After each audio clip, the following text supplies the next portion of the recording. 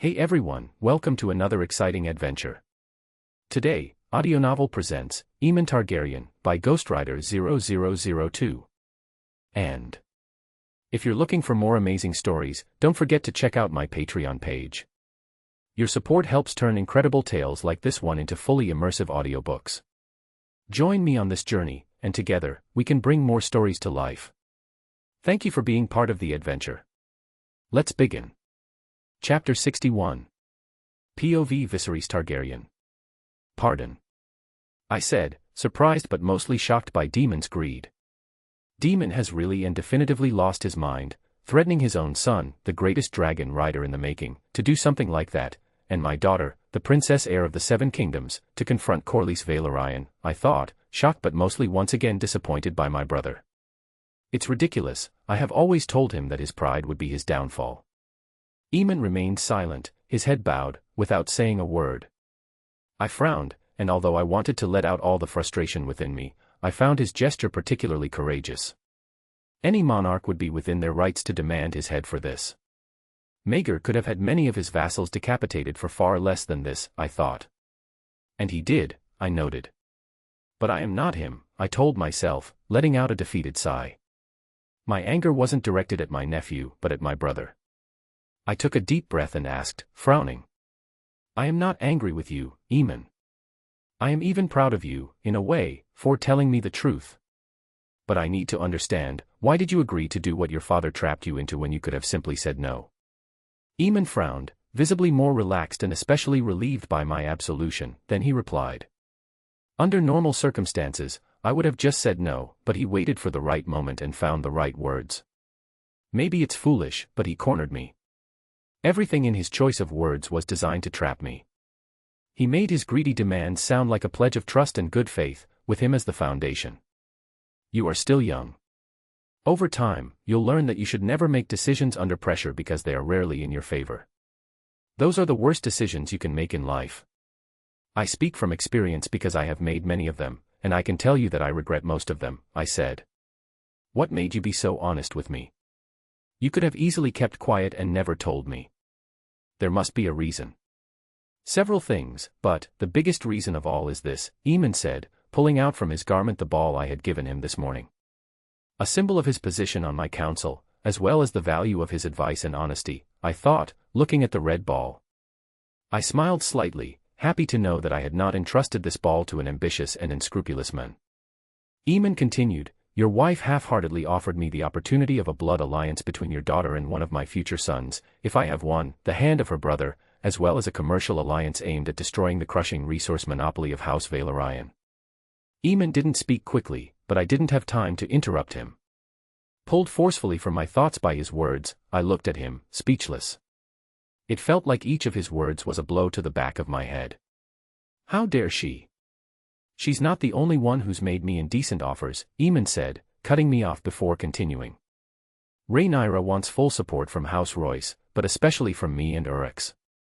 She practically considers her half-brothers as strangers and what? I asked in a loud voice. And she vaguely hinted at a hypothetical future without them. He's playing with words, she's thinking of having them assassinated, I thought, noting how his eyes kept darting away, clearly uncomfortable because he knew the truth. They're all the same, Rhaenyra, Alicent, Daemon, not to mention Rhaenys and her house of snakes, all ready to pounce on each other for that damn throne, I thought. I looked at Aemon, unsure how to respond to his confession. I was, of course, very impressed by his dedication to the task I had entrusted him with this morning.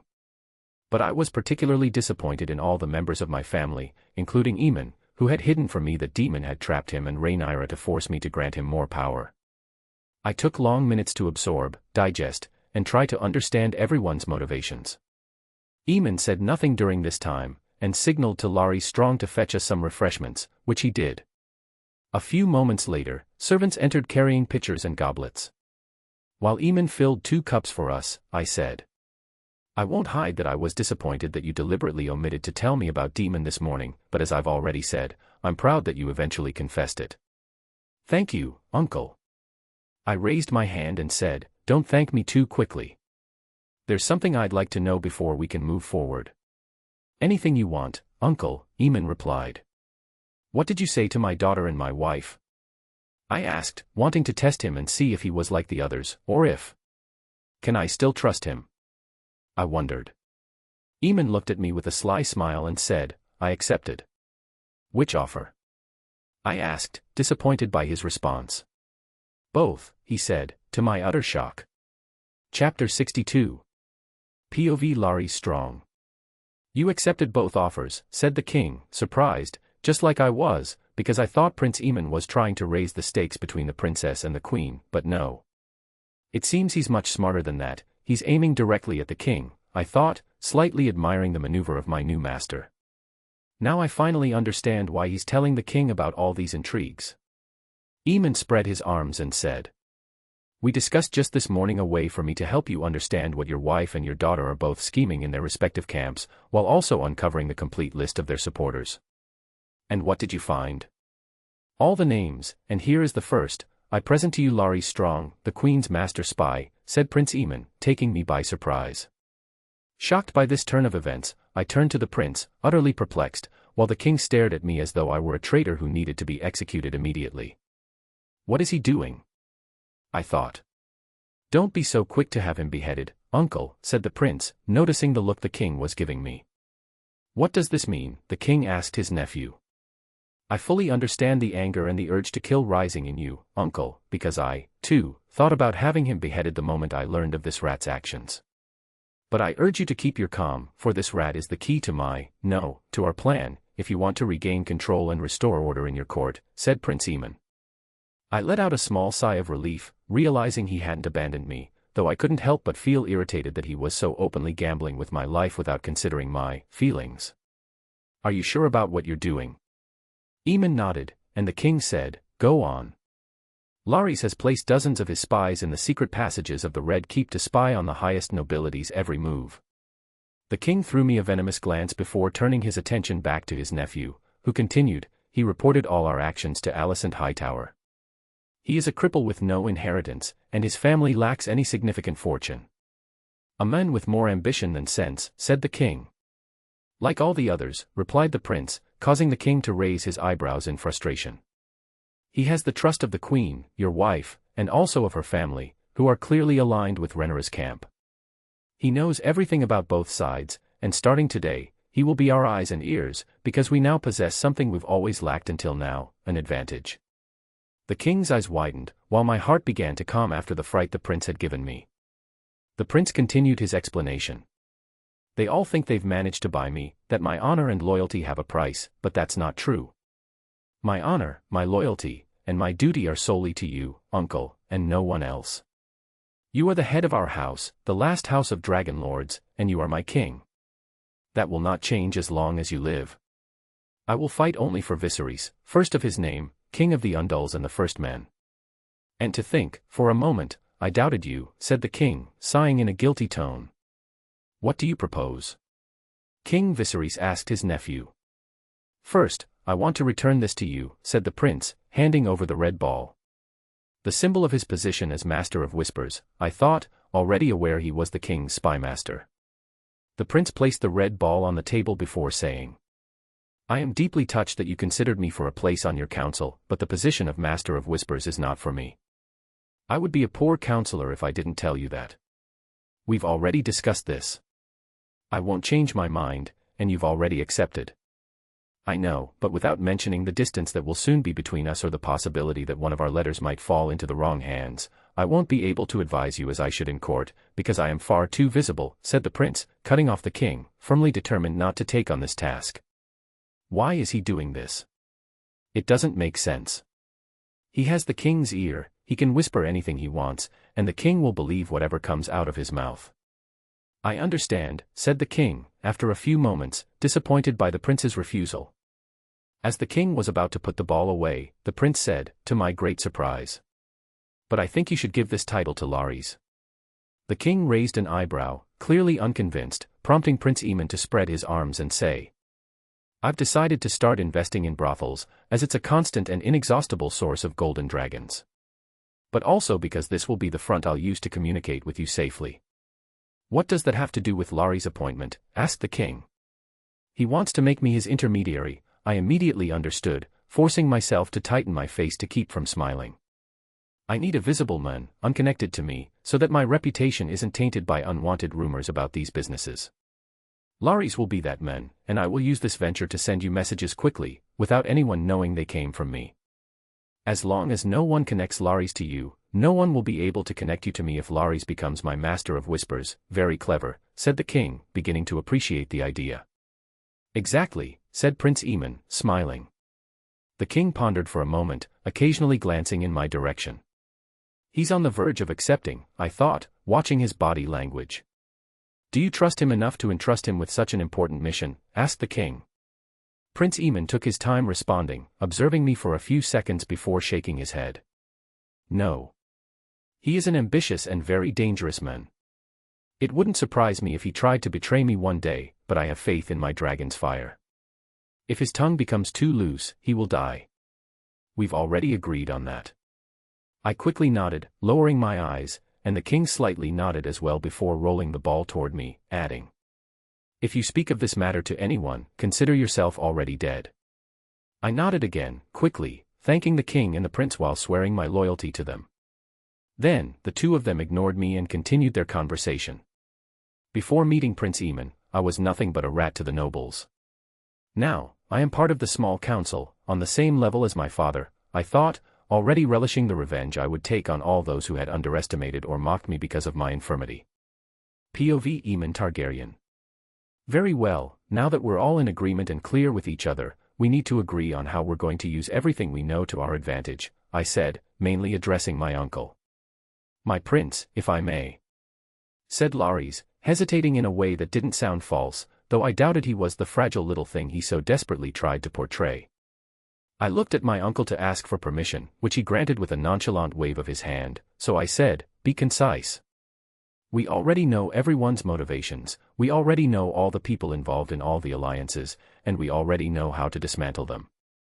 But if you expose yourself, some might figure out that you and the king are working together. I nodded and looked at my uncle, who was also taking Lares' words into consideration. He's not wrong. Either we aim for the short term, or we aim for the long term, said my uncle. Not necessarily. We can do both, I said, already having an idea in mind.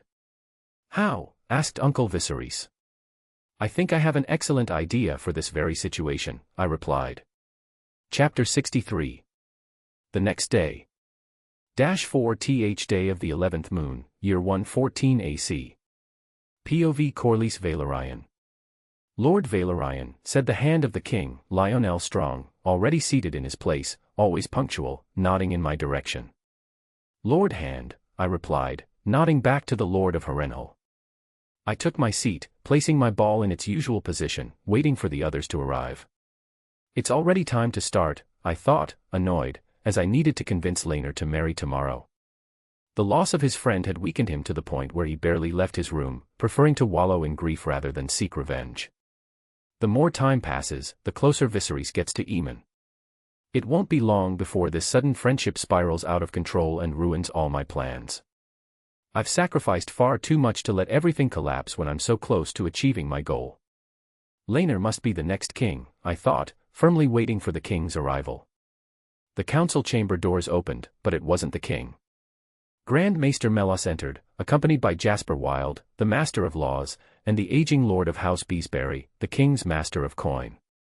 My lords, said the Grand Maester as he entered the room, while the other lords simply nodded in acknowledgement. I frowned but said nothing, waiting patiently for the king, not wanting to give myself more headaches than I already had. I didn't have to wait long, as the doors opened again almost immediately, and the king entered, but he wasn't alone. I was surprised to see Aemon accompanying the king, but what astonished me the most was the closeness and camaraderie they displayed. King Viserys laughed heartily at a joke whispered by the prince, then took his nephew by the shoulder and said as he entered the room, "Good day to all. I've invited Aemon to join us, though he fears his advice might not be appreciated given his young age." "Age is not necessarily a sign of wisdom, my prince," the Grand Maester quickly added. Bootlicker, I thought, watching the Grand Maester, who hardly ever took sides and always agreed with the king. "I have no objections," said the hand of the king. "Same here," the others echoed, one after the other. "And you, Lord Corlys?" the prince asked, looking at me with that hypocritical little smile. I shrugged without saying anything. The king then turned to his nephew and said, "It seems your worries were for nothing. We may be old men, but we're not as narrow-minded as you seem to think." The prince smiled, and a servant brought a chair, placing it at the end of the table, directly across from the king. I frowned at the seat the prince had chosen for himself, but said nothing and focused on the meeting that immediately began. POV Aemon Targaryen. The council meeting was anything but peaceful. I had to endure the endless complaints from letters sent by the lords of the realm, whining to the crown. In the meantime, Rhaenyra finally decided to show up and fulfill her duty as the royal cupbearer. I can see why Robert preferred to spend his time anywhere but here, I thought, already bored after just one meeting. I made a point of calling Rhaenyra every 10 minutes to refill my water, enjoying the look she gave me each time I gestured to her. The only entertainment I've had so far, I thought as I raised the cup to my lips. Well, we've covered everything for today. I suggest we reconvene in 2. Uncle, I interrupted. Do you have something to share with this council? He asked. The warden of the Vale is struggling to manage her vassals. She hasn't married and is contributing to the instability in the Vale, which in turn increases the mountain clan's incursions, I said. But she is still the warden of the Vale, my uncle said, firmly holding his stance. Certainly, but she's a woman. She should not be allowed to rule, especially if she's contributing to making an entire region of the 7 kingdoms unstable and on the brink of open war, I said, shocking everyone. What exactly do you want? My uncle asked. That you place a man capable of taking over as warden of the Vale, I said bluntly. Need I remind you that the heir to the throne is a woman? Corlys Velaryon chimed in. She is not just a woman, she is the princess heir of House Targaryen, protected by the doctrine of exceptionalism. We princes and princesses of House Targaryen are not subject to the same rules as you common folk, I said, smiling slightly at the sea snake, who had nothing left to say after that. The prince makes a very good point, said Grand Maester Melos. POV Corlys Velaryon. You can't seriously be considering this ridiculous request. All he wants is control over the Vale through his puppet, I said to the king, noticing his hesitation. It's quite bold for a man who wants to marry his daughter to the rider of the greatest dragon in existence and his son to the heir of the throne. Some might accuse you of wanting to control the entire realm, Lord Corlys, said the prince. I was about to respond, but the king raised his hand and turned to the princess to ask. What do you think of this? I turned my head toward Prince Aemon, expecting the princess to shatter his fantasies, but what I heard left me stunned. I agree with my cousin. Jane has lost control of her region and no longer deserves the title of Warden of the Vale. Ser Arnold Arryn would make an excellent warden. What? I exclaimed, shocked by the princess's words. Only when I met Rhaenyra's unwavering gaze did I realize that these 2 little traitors were in on this together. Prince Aemon said, I suppose we are all in agreement. The king, though visibly disturbed, finally nodded and said, very well, I accept.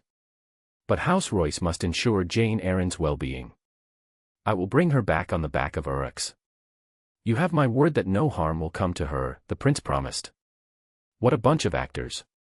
They've all conspired to pull the wool over our eyes, I thought, watching Prince Aemon, who didn't even bother pretending, he even had the audacity to wink at me. Chapter 64. POV Viserys Targaryen. I watched Corlys Velaryon stand up and say, frustrated. If we're finished, I have more important matters to attend to. I'm sorry to hear that, but I'll need to inconvenience you a little longer, Lord Corlys.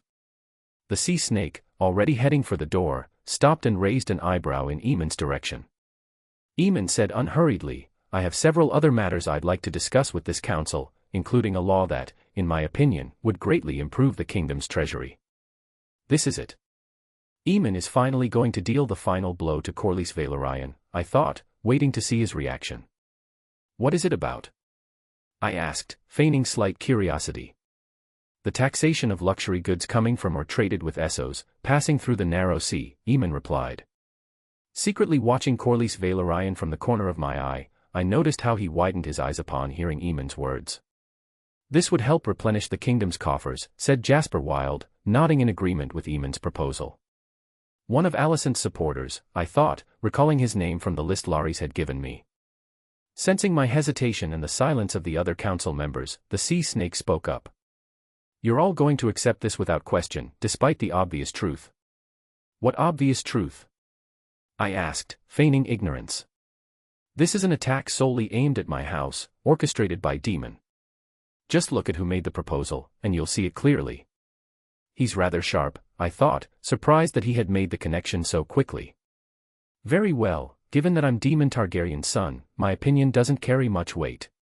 But I imagine my cousin's opinion won't have the same effect, as she's the king's daughter, your future daughter-in-law, and your future queen, said Aemon, asking a question he clearly didn't expect an answer to. He then turned to Rhaenyra and asked, "What do you think, dear cousin? You're the most impartial, and you'll only act in the interest of the throne.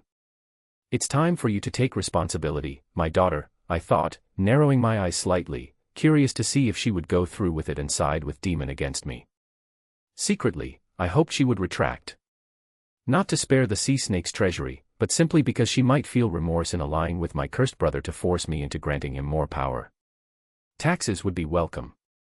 They would allow Prince Daemon to build defenses and a fleet capable of protecting the kingdom should the Triarchy continue to fight for control of the narrow sea, she said, cleverly answering the question. Aemon raised his arms as if to say, "See, it wasn't me who said it," and everyone nodded, including me. I feel sick accepting Daemon's blackmail, but if it allows my family to find peace, so be it. Tell me I'm dreaming, said the sea snake, shaking his head in disbelief. No, you're not dreaming. Some people still care about the kingdom's welfare and use the power they have for its prosperity, rather than draining its lifeblood for their personal projects, vanity, or ambition, like insatiable leeches, Aemon responded. Flashback begins. The idea is simple, they think you're weak and easily influenced, so we won't correct them. I frowned, not understanding how this would help us win in the short or long term. Aemon continued, we'll use this false image they've created of you to mislead them. They'll think I'm the problem, the greatest threat, without ever realizing you're the one pulling all the strings behind the scenes. What exactly are you going to do? I asked, eyebrows furrowed, sensing deep down that I was going to hate the next part of his plan. I'm going to meet everyone's expectations, he said simply. How? I asked, waiting for more details. I'm truly going to meet everyone's expectations. Rhaenyra wants her throne secured, so I'll do it.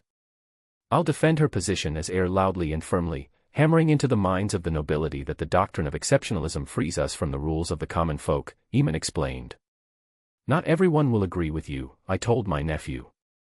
Those who don't will either face my blade or Uryx's fire. But in both cases, they'll need the courage to confront me first, he said, determined. He's really serious, I thought as I watched him. And what about the rumors, my prince? Asked Larys. I'll rely on you to bring them to me so I can threaten those who spread them, Aemon said. He should have been born from Emma's womb. Then, although it disgusts me, I'll have to give in to Daemon's blackmail. This will worsen the false image they have of you and lead them to underestimate you even more. I nodded, understanding it was necessary, though frustrated at not being able to put Daemon in his place. Then I'll ensure that Harwin Strong and his father are removed from your council and replaced by Brynden Hightower and his father. Wait, let me stop you right there. We never discussed that, I said, quickly returning to my senses. That's the Queen's condition, Aemon replied, before adding, without agreeing to her request, we won't be able to balance the forces in the kingdom or control the direction and intensity of the flames that will burn. I won't bring Otto Hightower back to my court. That viper will do everything in his power to usurp Rhaenyra, I said, categorically. I won't let him, and neither will you. But don't fool yourself, we can't rule out the possibility that someone noble or not might slip some poison into Lionel Strong's cup to curry favor with the Queen, leaving you with little to no choice, Aemon explained. They wouldn't go that far, I said, surprised by his hypothesis. They're trying to usurp a succession established for nearly a decade. They'll use every means available, mark my words, Aemon said, half mocking, half disgusted by the methods all these leeches would employ. How did we get to this point? With Otto back, he'll undoubtedly have a negative influence on Aegon, I said, running a hand over my face while sighing heavily. You give your advisors too much leeway. Don't forget, my uncle, that we're only your advisors. You are the king. You must be the one to decide in the end, not to mention that I've already planned everything, Aemon said with a slight smirk. How so? One of the conditions I imposed on Alicent was that Aegon be placed as a ward at Runestone. I'll raise him as my brother and make him a good man, you have my word, he said. I smiled sadly at the thought that I would have to part with my eldest son for a long period, and I replied, knowing it was for the best, you really do think of everything. Aemon said nothing more and continued his explanation. Alicent will likely come to see you after that. She'll want to convince you to make Aegon my ward. Make sure she believes the idea came from her. Don't hesitate to pretend you don't like the idea. That's a good plan, but if I give you too many privileges, they'll suspect something, I said, worried that by granting Aemon too much freedom, these leeches would realize we were in cahoots. You're right. We'll make them believe that you love me too much to punish me, but not so much that you're unable to reprimand me when I cross the line. Don't hesitate, Aemon replied. End of flashback. Even though we discussed this beforehand, he's going a little too far this time. I guess it's time for me to step in, I thought, deciding to intervene before things got out of hand. Chapter 65. POV Aemon Targaryen. Aemon, shouted my uncle, surprising everyone, including me, even though I knew he was going to do it at some point. I forbid you from speaking to a member of this council in that manner, said Uncle Viserys, his gaze dark. Forgive me, Uncle Viserys, I said, lowering my eyes slightly. Pretending to be satisfied, Uncle Viserys said, I brought you here to let you discover this place because I know you'll very likely sit here one day, but no one has the right to disrespect another member of this council in such a way. Very well, I said, nodding my head. And even less so when you're not even a sitting member of this council, added Corlys Velaryon. I tightened my face, not because I was angry about what he had said, but because I was on the verge of bursting out laughing. I could kiss him right now, I thought. Regarding that, said Viserys, preparing to switch to Plan B in case anyone tried to use that argument to discredit me. Everyone turned toward him, wondering what the king was going to announce, and even though I knew what he was going to say, I was as attentive as the others. I wanted to announce it once this council meeting was over, to my nephew first, but I may as well do it now. After all, it doesn't change much. The king took a moment before continuing, saying, I've decided to add a seat to this council, a seat that will honor the dragon rider who has managed to tame the most powerful dragon of his generation. You're surely referring to my daughter Lena, who rides Vhagar, said Corlys Velaryon, already understanding that he was about to name me but unwilling to accept it. The king shook his head and said, in my opinion, the one who most deserves this title is none other than Aemon. Urx will undoubtedly become the greatest dragon of this century, and it doesn't make much difference since your daughter is engaged to my nephew, right? By that reasoning, it wouldn't make much difference if Laenor were named king since, after all, Princess Rhaenyra would be his wife, retorted the sea snake, exasperated, in a mocking tone. Idiot, I thought. I smiled and clapped loudly, saying, and here you are, once again diverting the topic for your personal gain. Princess Rhaenyra is the legitimate heir to the Iron Throne, no matter what you say. Your son isn't even a Targaryen. You should be groveling at the feet of the conciliator's altar for his magnanimity. A viper as swollen with pride as you wouldn't have lasted long if I were in his place, and I would add that if you dare to question my cousin's throne legitimacy again, you will address your grievances to Urx, I said, not giving the red-faced lord a chance to respond. You're going to let him speak to me like that? Corlys asked Viserys, who said nothing this time and responded to the sea snake with only silence. You have overstepped your bounds, Lord Corlys, said Lyonel Strong in a slightly condescending tone. Realizing he was alone against everyone, and that neither Rhaenyra's supporters nor the queen's would help him, Corlys Velaryon headed for the door. Do as you please, but I will not sit here and listen to this nonsense, he said before leaving, deciding he had heard enough for the day. Good riddance, that'll teach you to try to make me your puppet, I thought as I watched the snake pass by me, casting me a venomous look. Very well, the meeting is over. You may all leave except Aemon and Lyonel, I need to speak with you privately, said the king. Everyone stood and bowed before leaving the room, leaving the three of us alone. I didn't miss Rhaenyra's grateful glance as she walked past me, and I gave her a slight nod in return, a sign she acknowledged before leaving and closing the doors, leaving only my uncle, the Hand, and me. Let's hope she remembers this in a few hours, I thought. The Hand waited for my uncle to speak, but I noticed the look of distress he cast at me, and I barely resisted the urge to roll my eyes at his weakness. I stood up and walked around the table to sit to my uncle's left, facing the Hand, who looked at me, puzzled, before I began. What we're about to tell you isn't easy, but as a loyal subject of the crown, I imagine you understand that His Majesty had no choice and has chosen to spare you as best he can.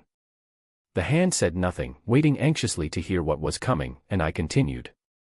You will officially resign from your post as Hand of the King, and Ser Harwin will be relieved of his duties. This will need to happen before the entire court. Lionel Strong furrowed his brow in surprise and turned to the king, who refused to meet his hand's gaze. He tried to speak, but I continued. Although you'll be dismissed as Hand, you will soon be reinstated as Master of Laws, and your son will be reinstated as Captain in the City Watch. Why? He asked simply. I sighed before responding. You were the Master of Laws, and you know perfectly well that your son crossed a line that would normally warrant a capital punishment, not to mention what it triggered afterward. The Queen is using this to demonstrate the supposed cruelty of the princess. I paused for a few seconds before continuing. Queen Alicent wants the heir to be changed, but I've made a commitment to my uncle and my cousin. I will defend her rights, but as long as we can avoid a war like none we've ever seen. I didn't finish my sentence, but Lionel Strong nodded, fully understanding the stakes. Who will replace me? I imagine it will be Queen's supporters. If it were only that, said Uncle Viserys. I continued, Otto will be the new official Hand, and his son Brynden will replace yours as commander of the Gold Cloaks. Official? Asked Lionel Strong, appearing confused. Viserys furrowed his brow and said, trying to reassure his Hand, though I must appease the insatiable greed of these leeches, your place is by my side, and that will not change. You will remain my chief advisor no matter what. I understand your position, and I thank you for your trust. I will continue to honor it by advising you as justly as possible, as long as you find my counsel valuable, said Lionel Strong. That was rather simple, I noted, expecting some anger, resentment, or even wounded pride, but none of that. Lionel Strong seemed to genuinely understand and accept the king's decision. To my great surprise. Very well, said Viserys before adding, and before I release you, I want you to be the first to know that I've decided to appoint your son as Master of Whisperers. It's a title that hasn't been used in a long time, but this will allow you to stay informed about everything happening in the council while my wife's heart softens. Thank you, said Lionel Strong, this time smiling, looking genuinely pleased. Either he's a complete fool, an exceptional actor, or simply a fiercely loyal lord. I never thought it was truly possible to remain so purely loyal despite all the advantages and power he held as Hand of the King, I thought. Proof that I was wrong, I told myself, watching the back of the now nearly former Hand of the King. Chapter 66. The next day. POV Lena Valerian. It's finally the big day, Mother said as she passed in front of me to choose the necklace I would wear today. The day of my wedding, I thought, observing the light blue gemstone necklace. Finally, I said without much enthusiasm. You don't seem eager to get married, Mother remarked. I heard that Father and Aemon have argued again, I said, annoyed. I don't want to spend the rest of my life constantly choosing between the family that gave me life and the family I intend to create, I thought. Aemon really went too far this time, Mother said, catching my attention, as she was usually the first to defend him. What did he do? I asked. Mother rolled her eyes and said, he apparently, according to your father of course, tried to insult him several times while making him look like a traitor in front of the king and the council. But what's unforgivable is that he managed to get all the products from our house taxed, which will make a significant dent in our coffers. This can't go on. I don't want to end up becoming an enemy of my family over a matter of pride, I said, worried that this issue would escalate further. You don't need to be, she said tenderly, grabbing my cheeks. I understand that my opinion doesn't carry much weight for those two, but I refuse to live like this. I'd rather not get married at all, I said, briefly considering fleeing to Essos. But even that could add more fuel to the fire rather than put it out, I thought, quickly dismissing the idea. Mother laughed at my idea and said, it's because, until now, you were only engaged. Once you become his wife, you'll form a team. Aemon isn't stupid, which will give you more influence. Not to mention that once you've given him a child, be certain that he won't be able to live without you. You'll be forever bound by parenthood, and your opinion will carry as much weight, or even more at times, than his. You speak from experience? I asked, feeling a little reassured. Mother nodded and said, believe me when I say that if your father could still be on a ship, he would be. But he's too afraid of his dragon's wrath to make such a mistake, Father said as he entered. I smiled and hugged him. Mother waited until he let me go to ask him. So, how is he? She's talking about Laenor, I thought, thinking of my little brother, who was devastated by the loss of his lover. He's managing to pretend, but sooner or later, it will show if he keeps going like this, Father said, not daring to speak aloud about the subject. The walls have so many ears here, it's indecent, I thought, understanding why he didn't dare speak openly. He's not drinking anymore? Mother asked. Father shook his head, frowning, and said, he was already on his second glass when I arrived. At this rate, he'll be completely drunk by the ceremony, Mother said, forcing me to sit so she could adjust my hair one last time. At least he'll be standing. All that matters is that he can do what's expected of him tonight. The rest doesn't matter. You know how he is, Corlys. Let's not talk about Laenor anymore. We've discussed him enough. I can't believe I'm really going to give your hand to a man, let alone to that little. I tilted my head, my smile fading, and Father said, rolling his eyes, fine, let's not talk about that boy for now. He couldn't help but continue, saying, but I have every right to hate him for taking you from me. I plan to keep you by my side until the day I die. I smiled, shaking my head at my father's antics, and he said, holding my cheeks in turn, looking at me emotionally. More seriously, I am incredibly proud of the perfect young woman you've become, and I'm sure you'll manage to tame that arrogant little prince as you should. Corlys, Mother said, annoyed. Father raised his hands and said, all right, I'm done. You're old enough to know what you need to do. Whatever name you carry, I trust you, and I'm counting on you to continue bringing honor to us. I smiled and said, you will be proud. I know, he said, before giving a kiss on top of Mother's head and leaving. Even if he doesn't show it, he's very angry, I said, my smile fading as I watched him leave. Yes, but I also think that beyond that anger, your father has found an opponent he respects. You think? I asked, really hoping she was right. I'm almost certain, Mother said. Pass the message to Aemon, as long as he doesn't interfere with your father's affairs, House Valerian will stay out of his, she added. Is Father aware of this? I asked, because if he wasn't, it was nothing more than a unilateral promise from my mother and not a true promise from House Valerian. No, but I've known him long enough to understand his mindset through his actions without him needing to speak to me, Mother said. You seem to know something I don't, I said, realizing there was more to this. That's possible, she said, smiling, happy to tease me. Come on, don't torture me, I want to know, I said, shaking her arm repeatedly.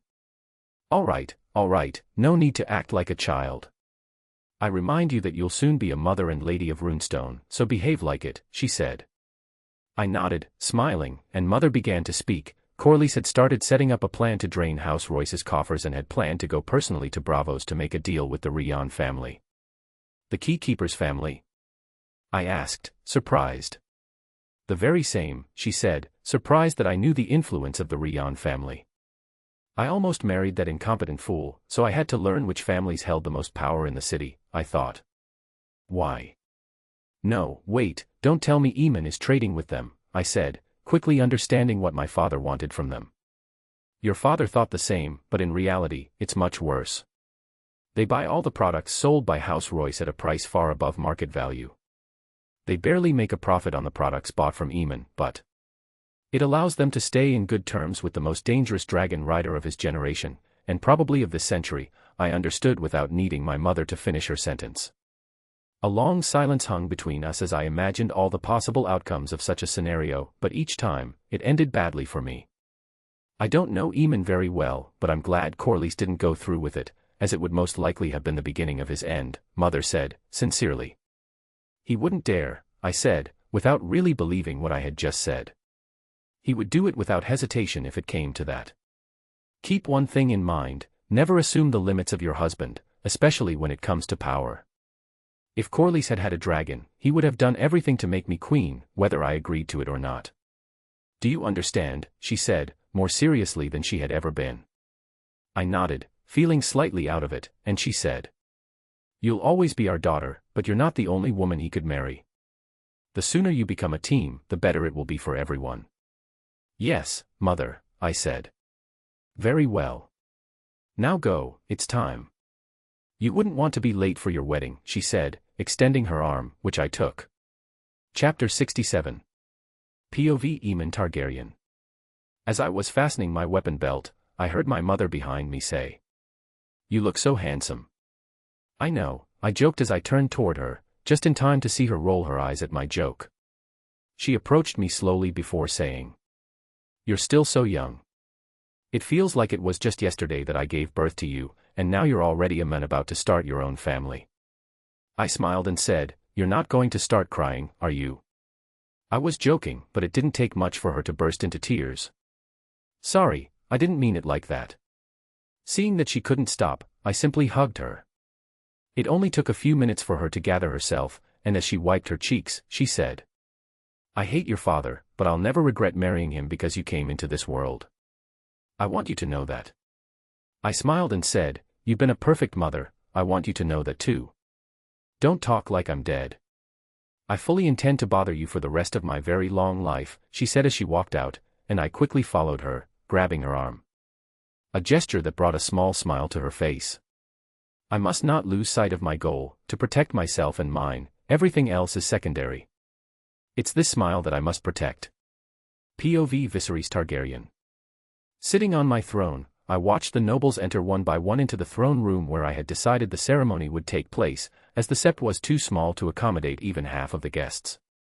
More than just a wedding, this is a demonstration of our strength and the unity of the House of the Dragon, I thought as I saw Rhaenyra enter, accompanied by Lionel's son. He will have to resign in a while, and Ser Harwin will fall hard. Let's hope he will show as much loyalty to his king as his father and Aemon.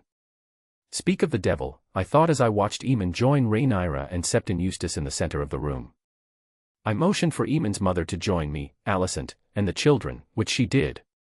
Once she was close to us, she gave a perfect curtsy while saying, "It is a great honor for House Royce to be honored in this way by House Targaryen.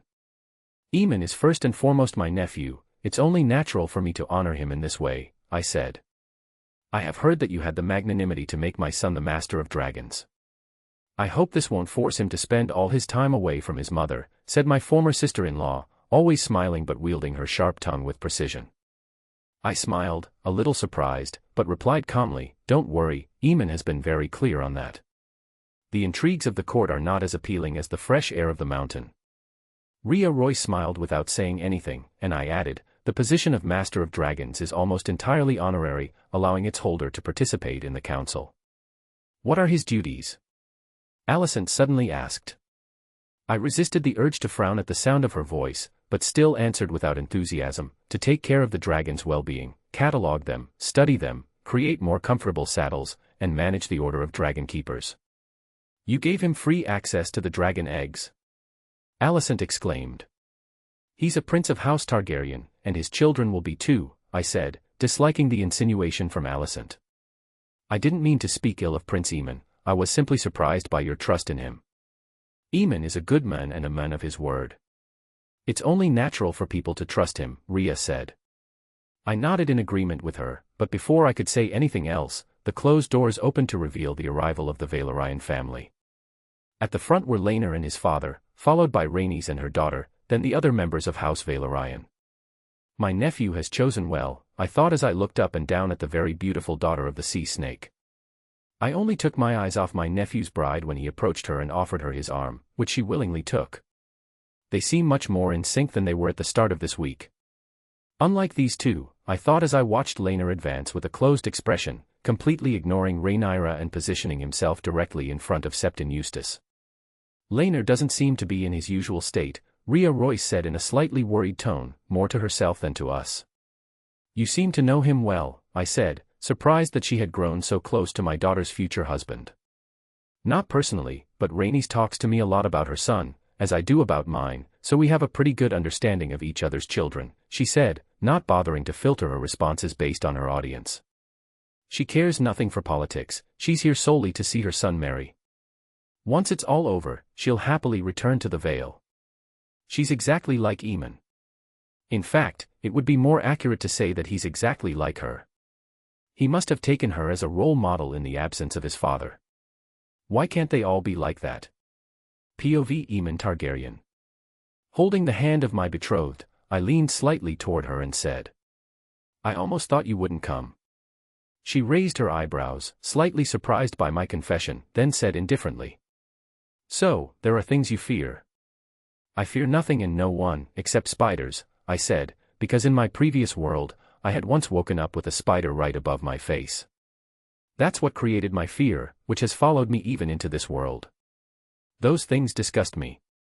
To my great surprise, Lena stifled a small smile, but I smiled too and whispered in her ear, "No need to hide it, I saw that you smiled." How could I not smile, hearing that the rider of the great dragon Urex, Lord of House Royce, and Prince of House Targaryen is actually a big baby who's afraid of spiders, she said, teasing me. "First of all, I'm not really afraid of spiders, I'm just disgusted by those things," I said in a mock-offended tone. Lena shrugged, no longer bothering to hide her smile, and said nothing, which made me smile as well because she wasn't as tense as when she arrived, and that was my goal. This is the first day of the rest of our lives together. Let's make sure it remains a good memory for both of us, I thought, trying to make her as comfortable as possible while I watched Laenor, nearly drunk, urging the Septon to begin his service. Chapter 68. POV Rhaenys Targaryen. As I watched Lena, smiling, look at her fiancé as he walked forward and took Princess Rhaenyra's hand to lead her to Laenor, I couldn't help but let out a sigh of relief. As long as those two continue to get along, everything will be fine, I thought, observing Rhaenyra and Laenor kneeling as Septon Eustace began the ceremony. The two most powerful dragon riders in the kingdom, they represent the peace of the realm, I thought, for as long as Aemon remained on our side, and as long as we continued to cultivate this familial relationship, we would live in peace for decades to come. This moment, beyond being the wedding of my two beautiful children, was also the fulfillment of Corlys' dreams, I thought as I squeezed my husband's hand, who turned his head towards me. As I was lost in my thoughts, the ceremony progressed, and Septon Eustace asked, "Does anyone here object to this union? If so, speak now or forever hold your peace." A few seconds passed, and seeing that no one stepped forward, Aemon moved to remove the cape from his cousin's shoulders southwest that Laenor could place the cape in the colors of House Valerian over her. "In the colors of our house," I thought, glancing at Corlys, who was smiling, filled with happiness. "With this kiss, I pledge my love to you and take you as my lord husband," said Rhaenyra, clearly pleased with how things were unfolding. "With this kiss, I pledge my love to you and take you as my lady wife," said Laenor, his face closed, reciting his lines without error, trying to hide from everyone the fact that he was practically drunk. "Here, in the sight of gods and men, I solemnly declare that Laenor of House Valerian and Rhaenyra of House Targaryen are now husband and wife, one flesh, one heart, one soul, now and forever, and cursed be anyone who would come between them," said Septon Eustace, raising his seven-sided crystal to the sky. Fortunately, we removed the songs and other rituals, or he wouldn't have been able to bear it, I thought as I watched how quickly Laenor had pulled away from his fiancée and returned to us. He even forgot that he was supposed to carry and remove his sister's cloak. Corlys stepped away from me and moved forward to replace Laenor, and the ceremony continued properly. POV Rhea Royce. I watched my son and his fiancée exchange their vows, holding back the torrent of tears threatening to fall at any moment. It's all happening so fast, I thought. I allowed myself to glance away from Aemon for a moment to observe Daemon from the corner of my eye, and to my great surprise, I saw regret. Without his damned pride and boundless arrogance, we could have formed a perfect family. It's not for lack of giving him chances to prove he had changed, but nothing came of it. Let's hope you take this opportunity to realize the mistakes you've made and become a better person for your other children. For your only children, I thought, for I had understood that Daemon would never be Aemon's father in this life. He lost that right the day he left us for his harlot. His true harlot, I thought. With this kiss, I pledge my love to you and take you as my lord husband, said Lena, looking very happy with this union. With this kiss, I pledge my love to you and take you as my lady wife, said Aemon, smiling just as brightly as his bride. Here, in the sight of gods and men, I solemnly declare that Aemon of House Targaryen and Lena of House Valerian are now husband and wife, one flesh, one heart, one soul, now and forever, and cursed be anyone who would come between them, said Septon Eustace, raising his seven-sided crystal to the sky. Yes, I sighed with happiness. I had been so afraid that something would ruin this moment of peace and joy, but in the end, none of that happened. And that's a good thing, I thought, watching the two hold hands and return to us. POV Aemon Targaryen.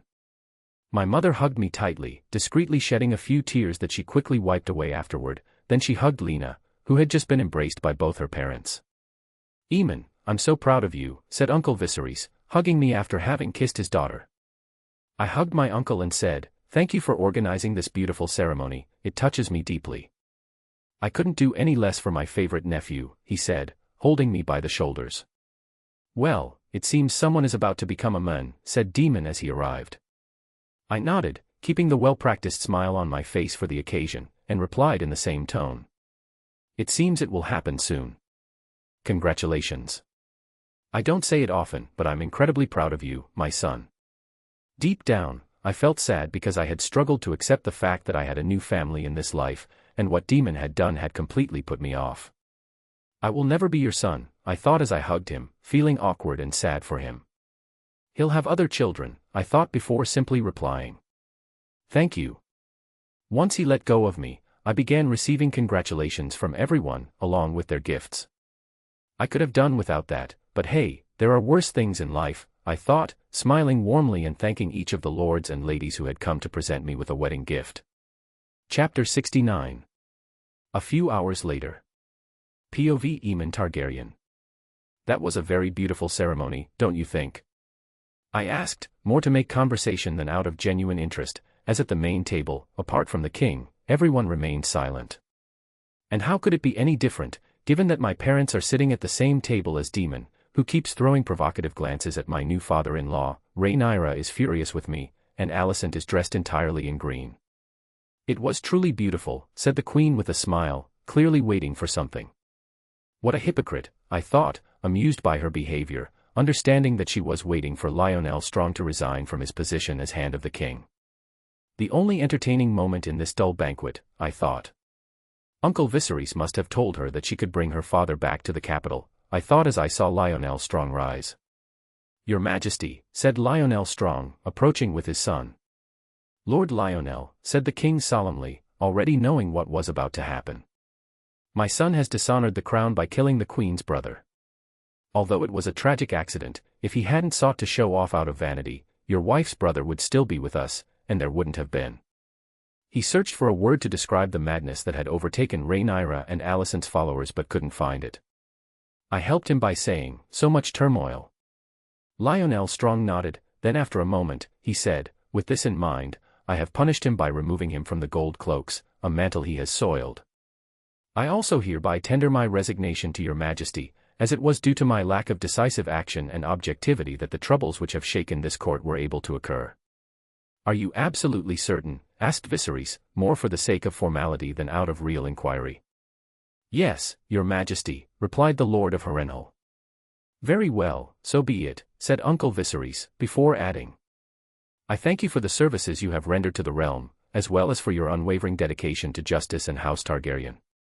Thank you for the trust you have shown in me, your Majesty. Being your hand has been the greatest honor of my life. Blah. Blah. Blah, I thought, bored.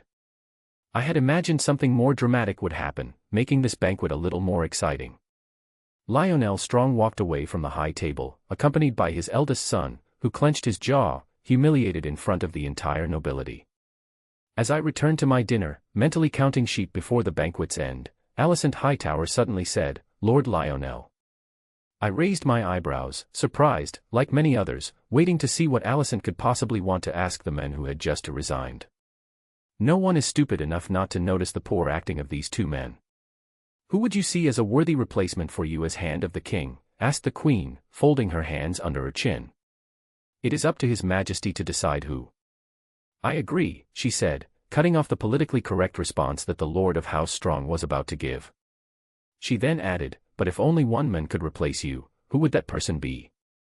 Forgive my poor phrasing, who would be the one and only person for the job? I smiled, appreciating the audacity of this woman, turning my head toward Lord Strong, curious to see what he would answer. Will you submit or prove to everyone just how strong you are? I thought, laughing inwardly at my terrible joke. Lionel Strong, realizing that the Queen wouldn't let him go without saying what she wanted to hear, finally said with a strained smile. That man is, of course, my predecessor, Ser Otto Hightower. The Queen nodded, satisfied with further humiliating the Lord of House Strong, and said, "I thank you for your wise counsel. Thank goodness we have this woman to liven things up." I was 2 seconds away from falling asleep, I thought, taking a sip of wine. As the father-son duo turned to return to their seats, the queen cleared her throat and once again said, "Ser Harwin." "Oh, what AB*******H,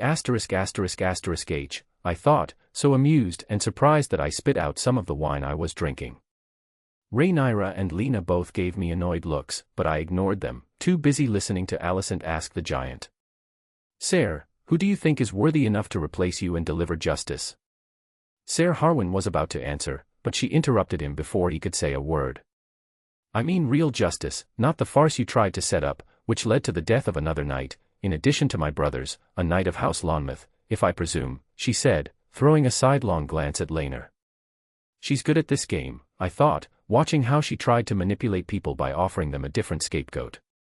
No, rather another culprit, I mentally corrected myself. I watched as the giant clenched and unclenched his fist repeatedly. For a moment, for the sake of entertainment, I thought, I hoped, I even wanted him to insult the queen. But he's a well-trained dog, I thought, seeing how all his anger dissipated under Rhaenyra's inquisitive gaze. "It is clear that no one is better suited for this position than your brother, Ser Brynden Hightower," he said, bowing. Like me, Alicent was disappointed by the knight's response, and she dismissed him with a wave of her hand.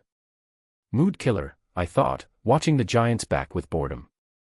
"You seem disappointed," said Rhaenyra. "I won't deny it. I would have liked to see a final duel between Criston Cole and your champion," I said, adding, without it spiraling out of control like last time, "of course. Even though I've drunk a lot, I mustn't start saying nonsense," I thought, remembering the number of toasts I had exchanged with the lords of the great houses or first-order houses. "Which will help me achieve my goals more quickly." Laenor grabbed the wine pitcher and poured himself a cup so full that he spilled a good amount on the table.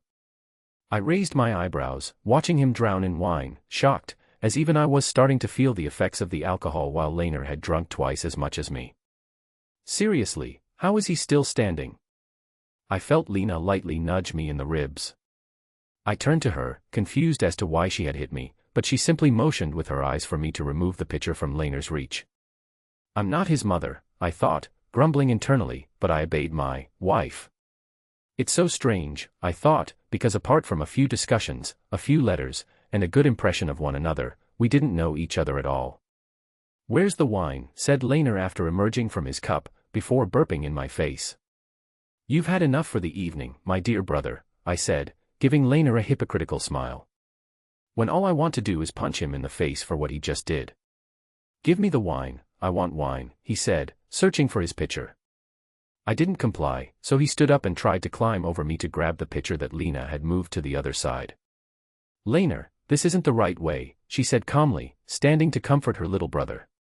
"You stopped me from talking about Joffrey, you stopped me from mourning him, and now you even stopped me from drinking to his memory." "Laenor," roared Corlys Velaryon, instantly silencing his son. Well, there's some entertainment, I thought, completely shocked by Laenor's words. I took my brother-in-law's arm and said, "Come on, let's go outside and get some air, you really need it." Did I just witness the first coming out in Westeros? Chapter 70. POV Corlys Velaryon. I watched as Laenor left, escorted by Aemon and his 2 guards, Ser Arnold Arryn and Ser Gunther Royce, to help him sober up quickly. Once I managed to tear my eyes away from my son's back, I noticed that everyone was watching me, some with fear, others with disdain, but none of it affected me. It doesn't affect me anymore because all of these people are my inferiors, I thought, subtly lifting my chin. I then turned toward the king, who appeared both shocked and annoyed by the pitiful spectacle that would undoubtedly reignite rumors about Laenor's preferences. "I apologize for this dreadful scene, Your Majesty." Although I could see the slight irritation in his gaze, he chose not to ruin the celebration and remained magnanimous by saying, "It's nothing, I completely understand his reaction." I nodded respectfully in his direction, and he continued, looking slightly wistful for a moment. "The pain of losing a loved one is the same, no matter our age." He said this in a very soft, low voice, but as I had heard it, I was certain the queen, who was pretending not to be interested in our conversation, had heard it as well. It must be difficult to live with someone who loves a dead person, someone who is just a memory, someone you can never measure up to, no matter what you do, I thought. Although I was slightly lost in thought, I bowed almost mechanically before sitting back down. Just as I was about to retreat into my thoughts again, I heard my wife's voice addressing her cousin. It's even more intense for my son because he will have to face his murderer for the rest of his life. No, don't reopen this debate, I thought, as it was clearly not the right time to reignite hostilities, not with the Queen or anyone else. A truth I only recently came to understand after the blow Aemon dealt me at the council. And one you helped me grasp, I thought, frowning as I looked at my wife. Ser Criston was only defending himself, the Queen replied, clearly on the defensive, to which Rhaenys sniffed and coldly smiled. We clearly didn't witness the same scene. Everyone here knows how Joffrey died. But no one will support us, not even the king, because they see us as opportunists, social climbers, and usurpers, I thought, realizing that despite our incredible power, we were particularly isolated at court. Even House Baratheon has begun to distance itself from us since the death of Bormund Baratheon, I thought, noting the strange absence of Boros Baratheon. The Queen, particularly invested in defending her champion, declared, he died like a traitor. He allied with Harwin Strong to assassinate the Lord Commander of the King's Guard, a member of the Small Council, and the King's foremost protector. I frowned but remained silent, as this was a conversation between women. I didn't want to give the king any reason to silence Rhaenys by intervening. Rhaenys shook her head, deeply disgusted by the Queen's rhetoric, which was only a step away from calling us traitors in front of the entire court, and then she said. Joffrey Lonmouth was a good boy, a good knight, honorable, who followed the teachings of the Seven with fervor. He protected my son from a blow that could have taken his life. Without his actions, the outcome of this incident would have been very different. You're playing right into her hands, I thought, watching Rhaenys get ensnared in the Queen's web. A blow that would have undoubtedly set the entire kingdom ablaze, Daemon added casually, a small, mocking smile etched on his face. Daemon, said the king, warning his brother with a look. She's speaking from the heart, she's speaking like a mother, but this isn't the right way, I thought, turning my attention away from the good-for-nothing. The Queen simply lifted her chin and said, if your son hadn't rushed in without permission to interrupt that fight, his companion would probably still be alive. He has no one to blame but himself, it was his recklessness that got him killed. I took note of how she said companion, making it clear to everyone that the relationship between Joffrey and Laenor was suspicious. What a bitch, I thought, squeezing Rhaenys' hand as she struggled to maintain her composure despite the fury that boiled inside her as she argued with the Queen, who, unlike my wife, grew more and more comfortable as the conversation went on. Seeing her mother in difficulty, Lena stepped in to assist her. Having lost your own brother in somewhat similar circumstances, I would have thought you would be more compassionate toward my brother's grief. Well done, Lena, I thought, subtly nodding in her direction. I thought you were a model of virtue, but it seems that appearances can often be deceiving, she added nonchalantly. Don't go too far, my dear daughter, I thought, watching the king frown at Lena's second remark but say nothing. He's no longer addressing Lena Valerian but the Lady of Runestone, Rider of Vagor, I thought, suppressing the small smirk that threatened to appear on my face. The Queen replied in a slightly condescending tone, raising her chin. The situation was entirely different. The difference between my brother's death and that of your friend is that Ser Harwin killed my brother in cold blood, intending at the very least to seriously wound him, it was murder. Whereas Ser Criston merely defended himself against an attack by several reckless individuals. I mentally shook my head, admiring how easily she could turn a situation to her advantage by using facts to justify things we all knew to be false. But for our voices to be heard, either the king would have to punish the Queen's champion and his own best swordsman, or someone neutral and powerful enough would have to speak out in our favor. Chapter 71. The Queen, noticing Lena raising her eyebrows, frustrated by her response, said, consider yourself lucky that your brother wasn't punished for.